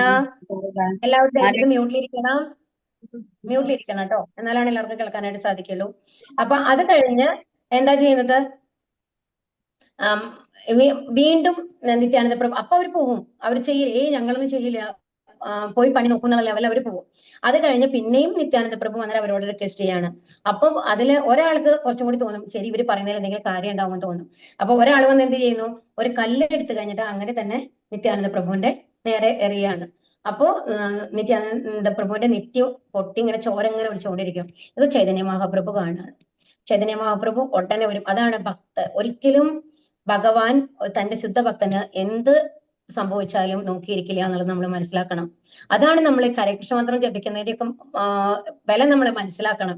അതായത് ഒരു ശുദ്ധ ഭക്തനായി കഴിഞ്ഞു കഴിഞ്ഞാൽ ആ ഭക്തന് എന്ത് സംഭവിക്കുന്നതും ഭഗവാൻ സഹിക്കാൻ പറ്റില്ല. നിത്യാനന്ദ പ്രഭു എന്നൊരു ബലരാമനാണ് അല്ലെ, ശുദ്ധഭക്തനാണ്. അപ്പൊ എന്ത് ചെയ്തു, വേഗം തന്നെ എന്താണ് എടുക്കുന്നത്, ചക്രം എടുക്കുകയാണ്. സുദർശന ചക്രം കൊണ്ട് അവരെ കൊല്ലാൻ വേണ്ടി വരികയാണ് ആര്? ചൈതന്യ മഹാപ്രഭു. അപ്പൊ ആരാണ് തടുക്കുന്നത്? കണ്ടോ, അവിടെ നീല കളറുള്ള ഡ്രസ്, അതാണ് നിത്യാനന്ദ പ്രഭു. നിത്യാനന്ദ പ്രഭു അദ്ദേഹത്തെ തടുത്തിട്ട് പറയും, അങ്ങ് കാരുണ്യ അവതാരാണ്, ഒരിക്കലും ശിക്ഷിക്കാൻ പാടില്ല, ഭക്താവതാരാണ് അല്ലെ, അപ്പൊ അത് കാരണം കൊണ്ട് ശിക്ഷിക്കരുത്, അവർക്ക് ബുദ്ധി കൊടുക്കൂ എന്ന് പറയാണ്. അപ്പൊ ഇത് പറഞ്ഞ ഉടനെ ചൈതന്യ മഹാപ്രഭു അവരെ കൊല്ലുന്നില്ല. എന്നിട്ട് നിത്യാനന്ദ പ്രഭുവിനെ കറിയില്ല. അപ്പൊ ഇവരൊക്കെ പേടി പഠിച്ചു അല്ലെ, എന്തായാലും മരിക്കുന്നുള്ളത് ഉറപ്പായി. അതോടുകൂടി അവർ ഭക്തന്മാരായി മാറാണ്. ഞങ്ങള് ഹരകൃഷ്ണ മന്ത്രം ജപിച്ചോളാം, അങ്ങ് പറയുന്നത് അനുസരിച്ചോളാം എന്നുള്ളത്. അത് പൂർണ്ണ തൃപ്തിയോടെയും നമുക്ക് പറയാൻ പറ്റില്ല, പേടി കൊണ്ടും ആയിരിക്കാം അവർ തുടങ്ങിയത്. പക്ഷെ അതിനുശേഷം ശുദ്ധ ഭക്തന്മാരായിട്ട് മാറുകയാണ് ചെയ്യുന്നത്. അത്രയും ചൈതന്യ മഹാപ്രഭുവിന്റെ എല്ലാ കാര്യങ്ങളും, അതായത് ഭഗവാന്റെ ഗോലോക വൃന്ദാവനത്തിൽ പോകുന്ന ലെവലിലേക്കുള്ള ശുദ്ധഭക്തന്മാരായിട്ട് അവർ മാറുകയാണ് ചെയ്യുന്നത്. അപ്പൊ അതാ പറയുന്നത്, ഭഗവാനെ കുറിച്ച് ബോധവാനായിരുന്നാല് ഭഗവാന്റെ അനുഗ്രഹം കൊണ്ട് തന്നെ എന്തുണ്ടാവും, ഇതിലത്തെ എല്ലാ ക്ലേശങ്ങളും നമുക്ക് ഇത് കഴിയും. പക്ഷെ നമ്മളാണ് വലിയ ആൾക്കാർ എന്നുള്ള ലെവലിൽ നമ്മൾ ജീവിച്ചുകൊണ്ടിരുന്നു കഴിഞ്ഞാൽ എന്താ ഉണ്ടാവുന്നത്, നമ്മൾക്ക് നാശമാണ് ഫലം എന്നുള്ളത് പറയുകയാണ് ഇവിടെ. ഈശ്വര സർവഭൂതാനം ഹൃദ്ദേശോർജുന തിഷ്ഠതി രാമയൻ സർവഭൂതാനി യന്ത്രാരൂഢാനി മായയാ. അർജുന, പരമപുരുഷൻ എല്ലാവരുടെയും ഹൃദയത്തിൽ കുടികൊള്ളുകയും ഭൗതിക ശക്തിയാൽ നിർമ്മിതമായ യന്ത്രത്തിൽ എന്ന പോലെ സ്ഥിതി ചെയ്യുന്ന ജീവാത്മാക്കളുടെ ഭ്രമണത്തെ നിയന്ത്രിക്കുകയും ചെയ്യുന്നു. അപ്പൊ ഭഗവാൻ ആരായിട്ടാണുള്ളത്? എല്ലാവരുടെ ഉള്ളിലും പരമാത്മാവായിട്ടുണ്ട് അല്ലെ. അപ്പൊ ഭൗതിക ശക്തിയാൽ നിർമ്മിതമായ യന്ത്രത്തിൽ എന്ന പോലെ സ്ഥിതി ചെയ്യുന്ന ജീവാത്മാക്കളുടെ ഭ്രമണത്തെ നിയന്ത്രിക്കുന്നു. അതായത് അപ്പോൾ നമ്മളുടെ ജീവിതത്തെ മുഴുവൻ നിയന്ത്രിക്കുന്നത് ആരാണ്? നമ്മുടെ ശരിക്കും പറഞ്ഞാൽ നമ്മുടെ ശരീരം എന്ന് പറയുന്ന ഒരു യന്ത്രമാണ് അല്ലെ. അത് പ്രവർത്തിച്ചുകൊണ്ടിരിക്കുകയാണ്. നമ്മുടെ ഹൃദയമായാലും ബ്രെയിൻ ആയാലും എല്ലാം അല്ലെ. അതിന്റെ ഉള്ളില് സ്ഥിതി ചെയ്യുന്ന എന്താണ് ജീവാത്മാക്കള്. നമ്മുടെ ആത്മാവ് എന്താണ്? ആ ശരീരത്തിനുള്ളിലാണുള്ളത് അല്ലെ. അതിനെ നിയന്ത്രിക്കുന്നത് ആരാണ്? ശരിക്കും പരമാത്മാവാണ് നിയന്ത്രിക്കുന്നത് എന്നുള്ളതാണ് ഇവിടെ പറയുന്നത് കേട്ടോ. തമേവ ശരണം ഗച്ഛ സർവഭാവേന ഭാരത തത്പ്രസാദാത് പരം ശാന്തി സ്ഥാനം പ്രാപ്സ്യതി ശാശ്വതം. ഹേ ഭാരത, ആ പരമപുരുഷന് ആത്മാർപ്പണം ചെയ്യൂ, അവിടുത്തെ പ്രസാദം കൊണ്ട് നീ പരമമായ ശാന്തി നേടും, ശാശ്വതമായ പരമപദം പ്രാപിക്കും. ഇത് ജഗന്നാഥനാണ് കാണിക്കുന്നത് കേട്ടോ. പ്രതാപരുദ്ര എന്ന് പറഞ്ഞിട്ടുള്ള ഒരു രാജാവ് ഉണ്ടായിരുന്നു. അദ്ദേഹം വളരെ ഭക്തനായിട്ടുള്ള രാജാവാണ്. പക്ഷേ ചൈതന്യ മഹാപ്രഭു ഭഗവാനാണ്, അതറിയാം ആർക്ക്? രുദ്രയ്ക്ക് അറിയാം. പക്ഷേ ചൈതന്യ മഹാപ്രഭു ഭക്താവതാരാണ്, സന്യാസിയാണ് അല്ലെ. സന്യാസിമാരെ പൊതുവെ സ്വത്ത് രാജാക്കന്മാരുടെ അടുത്തേക്കൊന്നും പോവില്ല. കാരണം അവർ സ്വത്തിൽ ആകർഷരാവരുത്, സ്ത്രീകളിൽ ആകർഷരാവരുത്, ഇങ്ങനത്തെ അവരുടെ അടുത്തൊക്കെ കുറച്ച് അകന്നാണ് നിൽക്കുക ശുദ്ധ സന്യാസിമാര്. അവർ ഭിക്ഷ യാചിച്ച് ജീവിതം കഴിക്കുന്ന ആൾക്കാരാണ് അല്ലെ. അപ്പൊ അതുകൊണ്ട് പ്രതാപരുദ്ര രാജാവിനാണെന്നുണ്ടെങ്കിൽ ചൈതന്യ മഹാപ്രഭുവിനെ കാണുന്നത് ഭയങ്കര ആഗ്രഹമാണ്. പക്ഷെ ഒരിക്കലും ചൈതന്യ മഹാപ്രഭു സമ്മതിക്കില്ല. കാരണം അദ്ദേഹം രാജാവാണ്, അദ്ദേഹത്തിന് എപ്പോഴും ആ രാജാധികാരത്തിന്റെ അഹങ്കാരം ഉണ്ടാവും എന്ന് പറഞ്ഞു കഴിഞ്ഞിട്ട് കാണില്ല കേട്ടോ. എന്നിട്ട് ഇവിടെ ജഗന്നാഥപുരി എന്ന് പറയുന്ന സ്ഥലത്തുള്ളതാണ്, ജഗന്നാഥനെയാണ് ഇവിടെ കാണുന്നത്. ഭഗവാൻ തന്നെയാണ്. അതിന്റെ കഥയൊന്നും പറയാനുള്ള സമയമില്ല. അപ്പൊ പിന്നെ നമ്മൾ ലെവൽ 2 നമ്മൾക്ക് തുടങ്ങാം. അപ്പൊ അവിടെ എന്താണ് പറയുന്നതെങ്കിൽ ജഗന്നാഥനും സുഭദ്ര ബലരാമൻ, അതാണ് അവിടുത്തെ പ്രതിഷ്ഠ എന്ന് പറയുന്നത്. അപ്പൊ രഥയാത്ര നടത്തും. അപ്പൊ അവര് രഥയാത്ര നടത്തുന്ന സമയത്ത് ആ ഭാഗത്തുള്ള എല്ലാ സ്ഥലങ്ങളും വൃത്തിയാക്കും, അമ്പലം അങ്ങനെ അത്രയും വൃത്തിയാക്കും. അങ്ങനെയാണ് അതിന്റെ ചിട്ട എന്ന് പറയുന്നത്. അപ്പൊ ഇതാണ്, ഇതവിടെ നോക്കൂ, രാജാവാണ് നോക്കണം. അവർ ഏത് വേഷത്തിലാണ്? ഒരു ഭൃത്യന്റെ വേഷത്തിൽ വന്നു കഴിഞ്ഞിട്ട് ജഗന്നാഥന് പോകുന്നതിന് മുമ്പുള്ള ആ രഥം വരുന്നതിന് മുമ്പുള്ള സ്ഥലങ്ങൾ മുഴുവൻ വൃത്തിയാക്കുകയാണ് ചെയ്യുന്നത് അവര്. അത്രയും വലിയ ഭക്തനാണ്. അപ്പൊ അത് കണ്ടു കഴിഞ്ഞിട്ട് ചൈതന്യ മഹാപ്രഭുവിന് തൃപ്തി വന്നു കഴിഞ്ഞിട്ട് പിന്നെ പ്രതാപരുദ്രയെ കാണുകയാണ് ചെയ്യുന്നത്. അങ്ങനെ അദ്ദേഹത്തിന്റെ ഭക്തനായിട്ട് മാറുകയാണ് ചെയ്യുന്നത് പ്രതാപരുദ്ര, അല്ലെങ്കിൽ ഭക്തനാണ്. അപ്പൊ അതാണ് പറയുന്നത്. അപ്പൊ പരമപുരുഷന് ആത്മാർപ്പണം ചെയ്യണം. അപ്പൊ നമ്മുടെ അവിടെ പദവിയോ എന്താണ് പത്രാസൊന്നും ഭഗവാന്റെ അടുത്ത് വിലപ്പോവില്ല എന്നുള്ളതാണ് കാണിക്കുന്നത്. എന്ത് വേണം? നമ്മൾ എളിമയോട് കൂടിയിട്ട് നമ്മൾ ഭഗവാന്റെ സേവകനാണ് എന്ന രീതിയിൽ ഭഗവാൻ എല്ലാം സമർപ്പിച്ചു കഴിഞ്ഞു കഴിഞ്ഞാൽ ഭഗവാന്റെ പ്രസാദം നമ്മൾക്ക് ഉണ്ടാവും. അല്ലാതെ ഞാൻ വലിയ ആളാണ്, ഞാൻ പ്രൈം മിനിസ്റ്റർ ആണ്, അതുകൊണ്ട് ഭഗവാൻ എന്റെ അടുത്ത് വരണം എന്ന് വിചാരിച്ച ഭഗവാൻ വരില്ല. നമുക്കറിയാലോ, വില്യമംഗലം ഠാക്കൂറിന്റെ അടുത്ത് പോവാണ്ട് കുറൂരമ്മയുടെ അടുത്ത് വന്നതല്ലേ ഭഗവാൻ? അതെ. ആലോചിച്ച് നോക്കൂ. അവിടെ അപ്പൊ നമ്മൾക്ക് പദവിക്കും പത്രാസിനൊന്നും ഒരു കാര്യമില്ല ഭഗവാന്റെ അടുത്ത്. ഭാവം മാത്രമാണ്, ശുദ്ധമായിട്ടുള്ള ഭക്തി തന്നെ വേണം. ഇത് ഈ തേജ്ഞാനമാക്കിയാതം ഗുഹ്യ, ഒരു മിനിറ്റ് കേട്ടോ, ഗുഹ്യതരമ്മയ വിമൃശേത അശേഷേണ യഥേച്ഛസി തഥാ ഗുരു. ഇപ്രകാരം അതിരഹസ്യമായ ജ്ഞാനമാണ് ഞാൻ നിനക്ക് വിവരിച്ചു തന്നത്. ഇനി സമഗ്രമായി ആലോചിച്ചതിന് ശേഷം ഹിതം എന്ന് തോന്നുന്നത് എന്തോ അത് ചെയ്യുക. അപ്പൊ ഇവിടെ ഭഗവാൻ എന്താ പറയുന്നത്? അർജുന, അപ്പൊ ഞാൻ എന്താണ് ചെയ്യേണ്ടത്, എന്താണ് ചെയ്യേണ്ടാത്തത് എന്നുള്ളതൊക്കെ നിനക്ക് പറഞ്ഞു തന്നു കഴിഞ്ഞു. നമ്മൾക്കും കൂടി പറഞ്ഞു തന്നു, നമ്മളെല്ലാം കേട്ട് കഴിഞ്ഞു അല്ലെ? ശരിക്കും എങ്ങനെ ജീവിക്കണം, എങ്ങനത്തെ ഫുഡാണ് നമ്മൾ കഴിക്കേണ്ടത്, എങ്ങനത്തെ ഏത് രീതിയിലാണ് ഭഗവാനെ സമീപിക്കേണ്ടത് എന്നൊക്കെ നമ്മൾക്ക് പറഞ്ഞു തന്നു കഴിഞ്ഞു. അത് നിനക്ക് പറഞ്ഞു. ഇനി എന്ത് ചെയ്യണം? എന്നിട്ട് ഭഗവാൻ എന്താ പറയുന്നത്? നീ പോയി യുദ്ധം ചെയ്യാന്നല്ല പറയുന്നത്. നോക്കൂ, എന്താ പറയുന്നത്? നന്നായി ആലോചിച്ചിട്ട് എന്താണ് നിനക്ക് നല്ലത് എന്ന് തോന്നുന്നത് തീരുമാനിക്കൂ. അതാണ് ഒരു ഗുരു. നമ്മൾ പാരന്റ് ആവുമ്പോൾ നമ്മളുടെ പാരന്റിങ്ങും അതുമാതിരി ആയിരിക്കണം. നമ്മുടെ മക്കൾക്ക് എല്ലാം നല്ലതും ചീത്ത പറഞ്ഞു കൊടുത്തിട്ട് അവരെ കൊണ്ട് തീരുമാനിപ്പിക്കണം എന്താണ് ചെയ്യേണ്ടത് എന്നുള്ളത്. അല്ലാണ്ട് നീ പോയി അങ്ങനെ ചെയ്യ്, അതാണ് ശരി എന്ന് പറയല്ല. തെറ്റും ശരിയും മനസ്സിലാക്കി കൊടുത്തതിന് ശേഷം അവർക്ക് ഡിസൈഡ് ചെയ്യാനുള്ള അധികാരം കൊടുക്കണം. അതാണ് യഥാർത്ഥ ഗുരു എന്ന് പറയുന്നത്. അപ്പൊ ഓരോ കാര്യത്തിലും അവർ നമ്മുടെ അടുത്ത് വരും. കാരണം അവർക്കാണ് സ്വാതന്ത്ര്യം കൊടുത്തത്, ഏതാണ് ചെയ്യണം നമ്മൾ കൊടുക്കുന്നത് അല്ലെ? അതുപോലെ അപ്പൊ ഒരു ശരിയായ ഗുരു എന്താണ് ചെയ്യുന്നത്? എല്ലാം പറഞ്ഞു കൊടുത്തിട്ട് അതിനുള്ള സ്വാതന്ത്ര്യം അവർക്ക് കൊടുക്കുകയാണ്. അർജുനോട് പറയാണ്, നിനക്ക് ഏതാണ് ഹിതം എന്ന് തോന്നുന്നത് ചെയ്യൂ എന്ന് പറയുകയാണ്. മന്മനാഭവ മദ്ഭക്തോ മദ്യാജീമാം നമസ്കുരു മാമേ വൈഷ്യസി സത്യം തേ പ്രതീചാനേ പ്രിയോസിമേ. എപ്പോഴും എന്നെ ഓർക്കുക. ഇതുപോലത്തെ ഒരു ശ്ലോകം നമ്മൾ ഇതിനു മുമ്പ് പഠിച്ചിട്ടുണ്ട്. 9-ാമത്തെ അധ്യായത്തില് 34-ാമത്തെ ശ്ലോകമാണ്. മന്മനാഭവ മദ്ഭക്തോ മദ്യാജീമാം നമസ്കുരു മാമേ വൈഷ്യസി സത്യം തേ പ്രതിജാനേ പ്രിയോസിമേ. എപ്പോഴും എന്നെ ഓർക്കുക, എന്റെ ഭക്തനാവുക, എന്നെ ആരാധിക്കുകയും പ്രണമിക്കുകയും ചെയ്യുക. ഇങ്ങനെ ചെയ്തു പോന്നാൽ നിശ്ചയമായും നിനക്ക് എന്നെ പ്രാപിക്കാം. ഞാൻ തീർത്തു പറയുന്നു, എന്തെന്നാൽ എനിക്ക് പ്രിയപ്പെട്ടവനാണ് നീ. അപ്പൊ എന്താണ് ഭഗവാൻ നമ്മളോട് ചെയ്യാൻ പറയുന്നത്? എന്താണ്? ഭക്തനാവുക. ആദ്യത്തെ, അതായത് ഭഗവാനോട് ഭക്തോട് കൂടിയിട്ട് ഭക്തനാവുക. പിന്നെ എന്ത് വേണം? ഭഗവാനെ ആരാധിക്കുകയും പ്രണമിക്കുകയും ചെയ്യുക. പിന്നെ പ്രണമിക്കുക. അങ്ങനെ ചെയ്തു പോന്നാൽ തീർച്ചയായിട്ടും ഭഗവാന്റെ അടുത്ത് എത്താം എന്നാണ് പറയുന്നത്. ഭക്തനാവുന്നത് എങ്ങനെയാണ്? നമ്മൾ പറഞ്ഞു എന്തൊക്കെയാ ചെയ്യേണ്ടത്? ഒരു ശ്രവണം കീർത്തനം. എന്താ ചെയ്യേണ്ടത്? ഭഗവാനൊരു തുളസിയോ എന്തെങ്കിലും നമ്മൾ പ്രസാദമായിട്ട് വെക്കണം അല്ലെ? അതാണ് ഭഗവാനെ ആരാധിക്കുക എന്ന് പറയുന്നത്. പിന്നെ എന്ത് ചെയ്യണം? ഭഗവാന് പ്രസാദം വെച്ച് എന്തെങ്കിലും ആ പ്രസാദം നമ്മൾ കഴിക്കണം. അത് നമ്മളെ ശുദ്ധിപ്പെടുത്തും. ഇതാണ് പറയുന്നത്. പിന്നെന്താ പറയുന്നത്? ഭാഗവതം, ഭഗവത്ഗീത ഇതുമാതിരിയുള്ള ശ്രവണം നമ്മൾ നടത്തുക. അതുപോലെ പിന്നെന്ത് വേണം? ഹരേ കൃഷ്ണ മന്ത്രം ജപിക്കുക, നാമം ചെല്ലുക ഭഗവാന്റെ. ഇതാണ് സാധനാ ഭക്തി. ABCD നമ്മളന്ന് പറഞ്ഞു അല്ലെ? ഭക്തന്മാരുടെ ഒരു സംഘത്തിൽ ഉണ്ടാവണം എന്നൊക്കെ നമ്മൾ പറഞ്ഞില്ലേ? അപ്പൊ അത് അങ്ങനെ ഭക്തനാവണം. പിന്നെ എന്ത് ചെയ്യണം? ഭഗവാനെ ആരാധിക്കുക. ആരാധിക്കുക എന്ന് പറയുന്നതാണ് എന്തെങ്കിലും ഒരു വെള്ളം നമ്മൾ വെച്ചു അല്ലെ? ഭഗവാന് വേണ്ടി ഒരു പൂവിട്ടു, അതൊക്കെ നമ്മൾ ആരാധനയാണ്. പിന്നെ എന്ത് ചെയ്യണം? സാഷ്ടാംഗം നമസ്കരിക്കുക എന്ന് പറയില്ലേ? അത് എങ്ങനെയാ വെച്ചാൽ പഞ്ചാംഗ നമസ്കാരമോ പ്രണാമോ അതെങ്ങനെയാണെന്നുണ്ടെങ്കിൽ അത് ചെയ്യുക.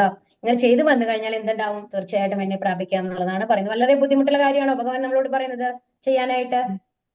ഇല്ല അല്ലേ? എളുപ്പത്തിൽ ചെയ്യാലോ അല്ലെ? സർവധർമാൻ പരിത്യജ്യ മാമേകം ശരണം വ്രജ അകത്വം സർവ പാപേഭ്യോ മോക്ഷയിഷ്യാമി മാ ശുചക. ഇതാണ് ഭഗവത്ഗീതയിലത്തെ ഏറ്റവും ഇമ്പോർട്ടന്റ് ആയിട്ടുള്ള ശ്ലോകം കേട്ടോ. സർവ്വധർമ്മങ്ങളെയും ത്യജിച്ച് എന്നിൽ ശരണം നേടുക, ഞാൻ നിന്റെ സകല പാപ പ്രതികരണങ്ങളിൽ നിന്നും മോചിപ്പിക്കാൻ ഭയപ്പെടേണ്ട. ഇവിടെ എന്താ പറയുന്നത്? സർവധർമാൻ പരിത്യജ്യ. ഇപ്പൊ കലിയുഗത്തിൽ എസ്പെഷ്യലി നമ്മൾ പല ജാതികളിലാണ്. അത് കഴിഞ്ഞിട്ട് ഒരു ജാതി മാത്രമല്ല, ആ ജാതികളിൽ പല സബ് കാസ്റ്റ് ആണ് അല്ലെ? പല ലെവലുകളാണ്. അത്രയും ഇടുങ്ങിയ ചിന്താഗതിയായിട്ടാണ് നമ്മളുള്ളത് ഇപ്പോ. ഭഗവാൻ ഇവിടെ നമ്മളോട് എന്താ പറയുന്നത്? അങ്ങനെ എന്തൊക്കെ ഉണ്ടെങ്കിലും അതൊക്കെ ഉപേക്ഷിച്ചോളൂ.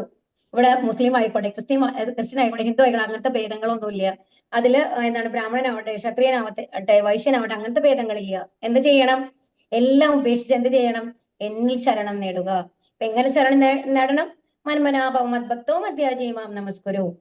ഇതിനു മുമ്പത്തെ ശ്ലോകം പറഞ്ഞില്ലേ, അതുപോലെ എന്നെ സമീപിക്കൂ, എന്നെ ശരണം പ്രാപിക്കൂ, ഞാൻ നിന്നെ സകല പാപപ്രതികരണങ്ങളിൽ നിന്നും മോചിപ്പിക്കാം. ഭഗവാൻ തരുന്ന പ്രോമിസ് ആണിത്. എന്താണ്? നിങ്ങൾ ഇത്രയും ഒരുപാട്, നമ്മൾ പറഞ്ഞു ഒരുപാട് കാലങ്ങളുണ്ടായി, നമ്മൾക്ക് ഒരുപാട് പുനർജന്മങ്ങളൊക്കെ കഴിഞ്ഞു പോയിരിക്കണു, ജന്മങ്ങൾ കഴിഞ്ഞു പോയിരിക്കുന്നു, പുനർജന്മങ്ങൾ ഉണ്ട്. അപ്പൊ ഇതിൽ നിന്നെല്ലാം മോചിപ്പിക്കാന്നാണ് ഭഗവാൻ നമ്മൾ പറയുന്നത്. എല്ലാ പാപപ്രതികരണങ്ങളും, അപ്പൊ എത്രയോ കാലങ്ങളായിട്ട് നമ്മൾ ചെയ്തിട്ടുള്ള പാപങ്ങളിൽ നിന്നെല്ലാം ഞാൻ നിന്നെ മോചിപ്പിക്കാം, ഭയപ്പെടേണ്ട. അപ്പൊ ഭഗവാൻ പ്രോമിസ് ചെയ്ത് കഴിഞ്ഞാൽ പിന്നെ നമുക്ക് ഭയപ്പെടേണ്ട ആവശ്യമുണ്ടോ? ഹരേ കൃഷ്ണ. ഇല്ല. അപ്പൊ ഇത് ഉറപ്പിക്കുക നമ്മുടെ മനസ്സിൽ. എന്താണ്? അവിടെ ജാതിയോ മതമോ ഒന്നുമല്ല, ഭഗവാനാണ് മുഖ്യം. എല്ലാം ഭഗവാനിൽ സമർപ്പിച്ച് ചെയ്യുക, എല്ലാവർക്കും നല്ലത് ചെയ്യുക, നല്ല കാര്യങ്ങൾ നമ്മുടെ മനസ്സിൽ ചിന്തിക്കുക എന്നുള്ളതാണ്. അപ്പൊ അങ്ങനെ ചെയ്തു കഴിഞ്ഞാൽ തന്നെ എന്താണ്? എല്ലാ പാപപ്രതികരണങ്ങളിൽ നിന്നും ഞാൻ നിന്നെ മോചിപ്പിക്കാം എന്നാണ് പറയുന്നത്. ഇതാണ് ഏറ്റവും ഇമ്പോർട്ടന്റ് ആയിട്ടുള്ള ശ്ലോകമാണ് കേട്ടോ അത്.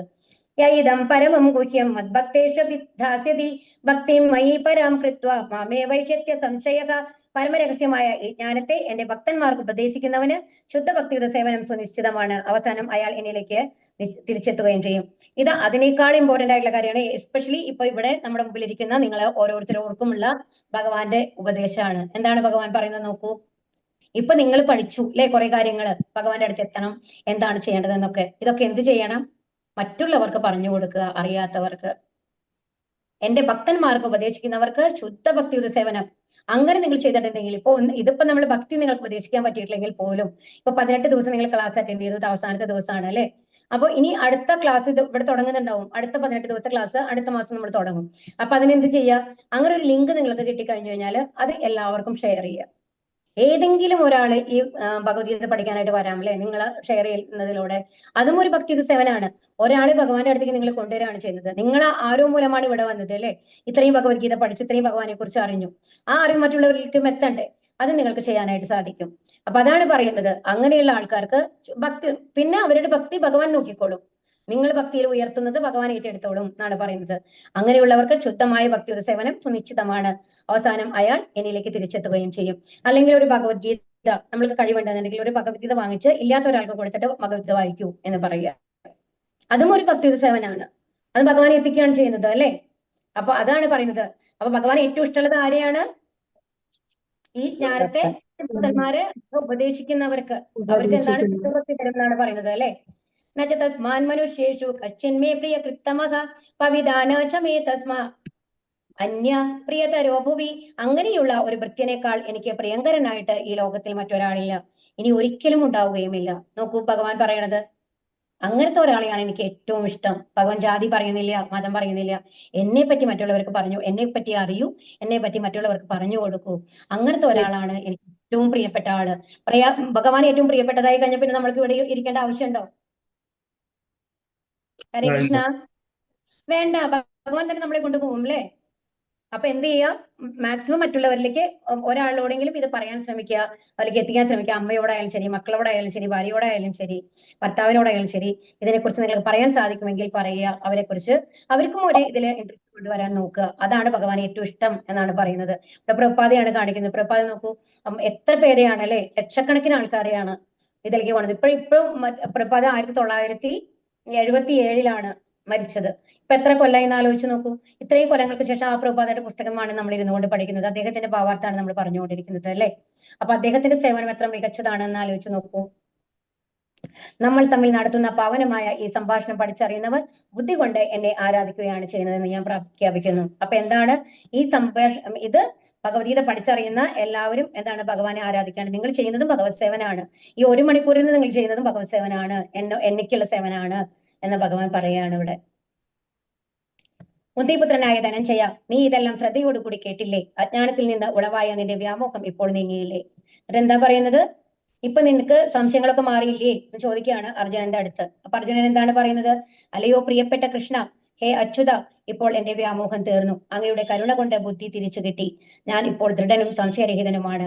അങ്ങയുടെ ആജ്ഞയനുസരിച്ച് പ്രവർത്തിക്കാൻ തയ്യാറായിരിക്കുന്നു.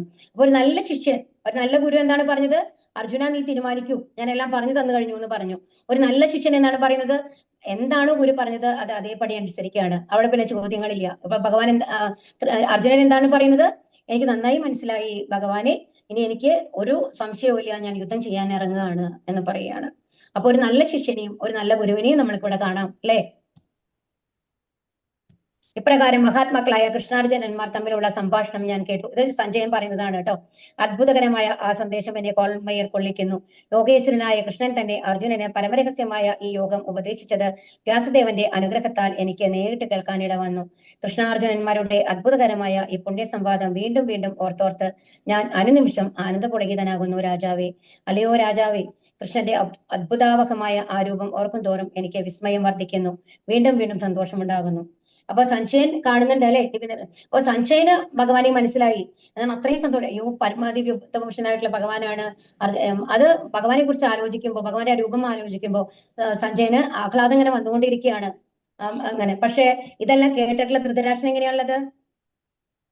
അദ്ദേഹത്തിന് എന്തെങ്കിലും മാറ്റം ഉണ്ടായോ? ഹരേ കൃഷ്ണ. ഇല്ല. അവരെന്താ ചെയ്തത്? ഭീമനെ കൊല്ലാൻ നോക്കിയത് അറിയില്ല എല്ലാവർക്കും.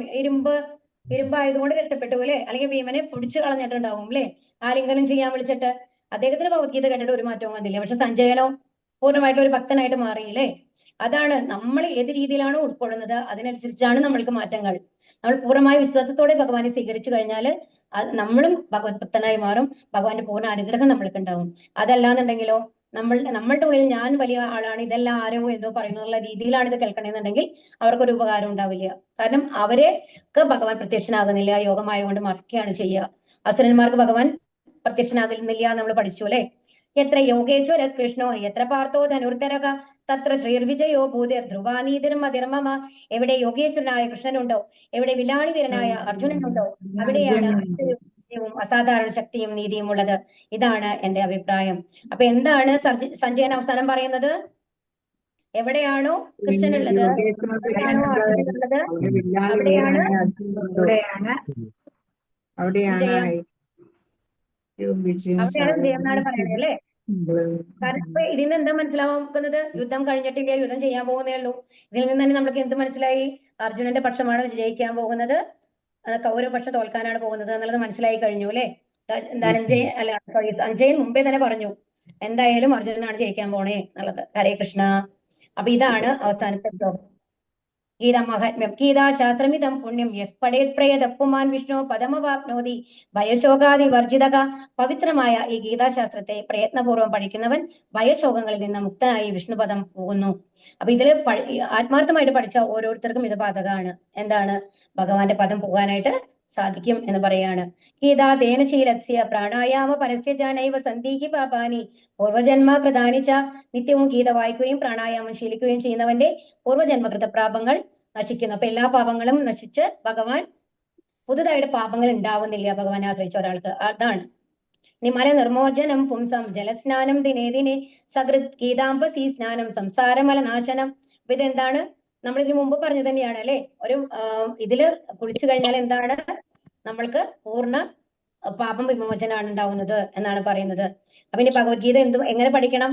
വിഷ്ണുവിന്റെ മുഖപത്മത്തിൽ നിന്ന് പഠിക്കണം എന്നുള്ളതാണ് പറയുന്നത്. അപ്പൊ വേറെ ഇത് പഠിക്കേണ്ട ആവശ്യമില്ല എന്നുള്ളതാണ് പറയുന്നത്. അതുപോലെ തന്നെയാണ് മഹാഭാരതത്തിന്റെ സാരവും മഹാവിഷ്ണുവിന്റെ തന്നെ മുഖത്തു നിന്ന് വന്നതുമായ ഗീതയാകുന്ന പവിത്രമായ ഗംഗാജലം കുടിച്ചാൽ പുനർജന്മം ഉണ്ടാകില്ല എന്നുള്ളതാണ്. ഏകം ശാസ്ത്രം ദേവകി. ഇത് എന്താ പറയുന്നത്? ഭഗവത്ഗീത മാത്രം പഠിച്ചാൽ മതി, പിന്നെ വേറെ ഒരു ശാസ്ത്രവും നമ്മൾ പഠിക്കേണ്ട ആവശ്യമില്ല എന്നുള്ളതാണ് പറയുന്നത്. അപ്പൊ ഇതെന്താണ്? അപ്പൊ ഈ ഭഗവത്ഗീത പഠിച്ചു കഴിഞ്ഞപ്പോ നമ്മൾ എന്താണ് ഇതിൽ നിന്ന് മൈനായിട്ട് നമ്മൾ പഠിച്ചത്? ഹരേ കൃഷ്ണ ഹരേ കൃഷ്ണ നാമം എടുത്ത് രാമ രാമ ഹരേ ഹരേ. ഭഗവാന്റെ നാമങ്ങൾ ഉരുവിട്ടുകൊണ്ട് ഭഗവാന്റെ അടുത്ത് എത്താനായിട്ട് നമ്മൾ ശ്രമിക്കണം. ഏറ്റവും ആദ്യം നമ്മൾ എന്താ പഠിച്ചത്? നമ്മൾ ഈ ശരീരമല്ല ആത്മാവാണ്, നമ്മൾ ശരീരമാണെന്നുള്ള ബോധം നമ്മൾ ആദ്യം ഉപേക്ഷിക്കണം. നമ്മുടെ ഉള്ളിൽ ആത്മാവിനാണ് മുഖ്യത്വം കൊടുക്കേണ്ടത്, ശരീരത്തിനല്ല എന്നുള്ളതാണ് ആദ്യം നമ്മളെ പഠിപ്പിച്ചത്. പിന്നെന്താണ്? പരമാത്മാ രൂപത്തില് നമ്മുടെ ഓരോ പ്രവൃത്തിയും വീക്ഷിക്കാനായിട്ട് ഭഗവാൻ നമ്മുടെ കൂടെ ഉണ്ട്. ആ ഭഗവാന്റെ അടുത്ത് നിന്ന് ആ ഭഗവാനെ ആശ്രയിച്ചു കഴിഞ്ഞാൽ എല്ലാം നല്ല ബുദ്ധിയും നമ്മൾക്ക് ലഭിക്കും എന്നുള്ളതാണ്. ആ രണ്ട് പക്ഷികളെ കാണിച്ചു അല്ലെ. പക്ഷി തിരിഞ്ഞു നോക്കുന്നില്ല. അപ്പൊ അതുപോലെ തന്നെ നമ്മൾ നമ്മുടെ ആത്മാവിനെ തിരിഞ്ഞു നോക്കണം അല്ലെ, പരമാത്മാവിനെ. അപ്പോഴാണ് പരമാത്മാവിന്റെ അടുത്തേക്ക് തിരിഞ്ഞു കഴിഞ്ഞാൽ എല്ലാ ദുഃഖങ്ങൾക്കും നമ്മൾക്ക് മോചനം ലഭിക്കുന്നുള്ളതാണ് രണ്ടാമത് പഠിപ്പിച്ചത്. മൂന്നാമത് എന്താ പഠിപ്പിച്ചത്? അത് എങ്ങനെ സാധിക്കും? ശുദ്ധമായ ഭക്തിയുത സേവനങ്ങളിൽ കൂടെ. ഭക്തി സേവനങ്ങൾ ചെയ്യണം ശുദ്ധ ഭക്തിയോട്. അതിന് എന്ത് ചെയ്യാനാ പറഞ്ഞത്? മന്മനാഭവ മദ്ഭക്തോ മധ്യാജി മാം നമസ്കുരു മാമേ വൈശ്യസി സത്യം തേ പ്രിയജാനെ പ്രതിജാനെ പ്രിയോസിമേ എന്നുള്ളതാണ് ആ ശ്ലോകം. അപ്പൊ എന്താണ്, നമ്മൾ ഭഗവാനെ നമസ്കരിക്കണം, ആദരിക്കണം, ഭഗവാന് വേണ്ടിയുള്ള എന്താണ് ആദരിക്കണം, പൂജിക്കണം അല്ലെ. അപ്പൊ ഈ അങ്ങനെയൊക്കെ ചെയ്തു കഴിഞ്ഞാല് തീർച്ചയായിട്ടും ഭഗവാന്റെ അടുത്ത് എത്താം എന്നുള്ളതാണ് ഭഗവത്ഗീത നമ്മളെ പഠിപ്പിക്കുന്നത്. ഹരേ കൃഷ്ണ. ചോദ്യങ്ങൾ എടുക്കാം കേട്ടോ, ചോദ്യങ്ങൾ എടുത്തോളൂ.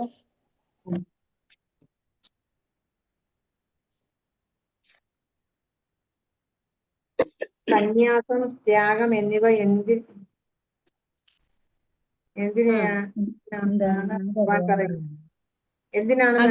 പറയുന്നത്? ഭൗതിക വാഞ്ചകളെ വേണ്ടിയുള്ള കർമ്മങ്ങളെ ഉപേക്ഷിക്കുന്നതാണ് സന്യാസം. സർവ്വകർമ്മങ്ങളുടെയും ഫലത്തെ ഉപേക്ഷിക്കുന്നതാണ് ത്യാഗം അല്ലെ. ഇനി അടുത്ത ചോദ്യം എന്താ? ശ്ലോകം 5 എന്താണ് പറയുന്നത്? ഒന്നുകൂടി പറയും, ചോദ്യം ഒന്നും കൂടി പറയൂ. എന്താണ് പറയുന്നത്? എന്താണ് പറയുന്നത്? എന്താണ് പറയുന്നത്? യജ്ഞം, ദാനം, തപസ് അനുഷ്ഠിക്കപ്പെടണം. മഹാത്മാക്കളെ പോലും ദാനം, തപസ് എന്നിവ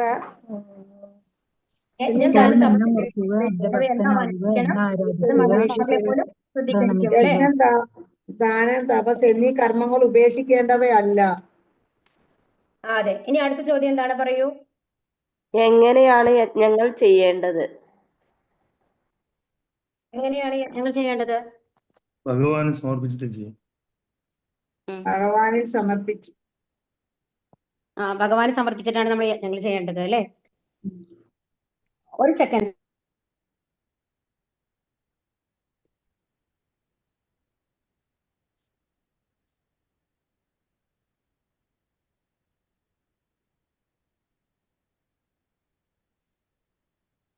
ഹരേ കൃഷ്ണ.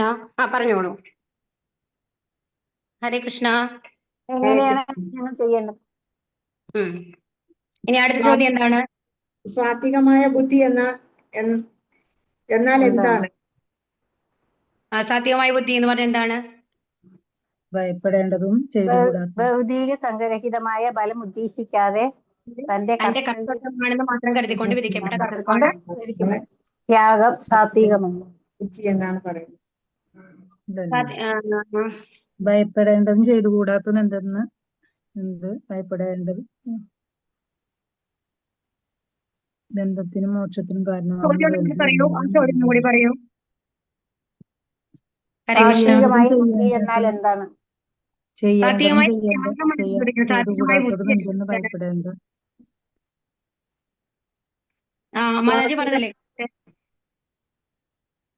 ഭൗതിക സംഗ്രഹിതനും ബലം ഉദ്ദേശിക്കാതെ തന്റെ കർത്തവ്യമാണെന്ന് കരുതി വിധിക്കപ്പെട്ട കർമ്മം ചെയ്യുന്നതാണ് ത്യാഗം. അതാണ് കറക്റ്റ് കേട്ടോ. ഭയപ്പെടേണ്ടതും എന്ത്. ഇനി അടുത്ത ക്വസ്റ്റ്യൻ എന്താണ്? ശ്ലോകം 65 എന്നാണ് ഭഗവാൻ പറയുന്നത്? അതാണ് മന്മനാഭവ മദ്ഭക്തോ. എന്താ പറയുന്നത് 65? എപ്പോഴും എന്നെ ഓർക്കുക, എന്റെ ഭക്തനാവുക, എന്നെ ആരാധിക്കുകയും പ്രണമിക്കുകയും ചെയ്യുക. ഇങ്ങനെ ചെയ്തു പോന്നാൽ നിശ്ചയമായി നിനക്ക് എന്നെ പ്രാപിക്കാം എന്നതാണ് പറയുന്നത് അല്ലെ. ഇനി അടുത്ത ചോദ്യം എന്താണ്? സഞ്ജയൻ അവസാനം പറഞ്ഞ തന്റെ അഭിപ്രായം എന്തായിരുന്നു? തത്ര യോഗേശ്വര കൃഷ്ണോ. എന്താണ് പറഞ്ഞത്? എവിടെ അവനാണ് വിജയം ഉണ്ടാവുക എന്ന് പറഞ്ഞു അല്ലെ. അതാണ് തത്ര യോഗേശ്വര കൃഷ്ണ എന്നുള്ളതിന്റെ ഇതാണ് കേട്ടോ, വിവർത്തനാണ് അത്. നമ്മള് വിഷ്ണു സഹസ്രനാമത്തിൽ അവസാനം പാടാറില്ലേ അത്? ആ വരുന്ന ശ്ലോകാണത്. എത്ര യോഗേശ്വര കൃഷ്ണ എത്ര പാർത്ഥോ ധനുർധര തത്ര ശ്രീ വിജയോ ഭൂതിർ ധ്രുവാനീതിർ മതിർമമ എന്നുള്ളത്. ഹരേ കൃഷ്ണ. ശരി, അപ്പൊ നമ്മുടെ ക്ലാസ് അവസാനിച്ചിരിക്കുകയാണ് ഇപ്പോ. ഓക്കെ. ഹരേ കൃഷ്ണ. കൃപാ സിന്ധു കേവജ പരിധാനം പാവനഭ്യോ വൈഷ്ണവേഭ്യോ നമോ നമഃ. അനന്തകോടി വൈഷ്ണവൃന്ദ കി ജയ്, പ്രപാദി കി ജയ്, ഒരു മഹാരാജ് കി ജയ്, ഗൗരി പ്രേമാനന്ദേ ഹരി ഹരി ബോൽ. ഹരേ കൃഷ്ണ.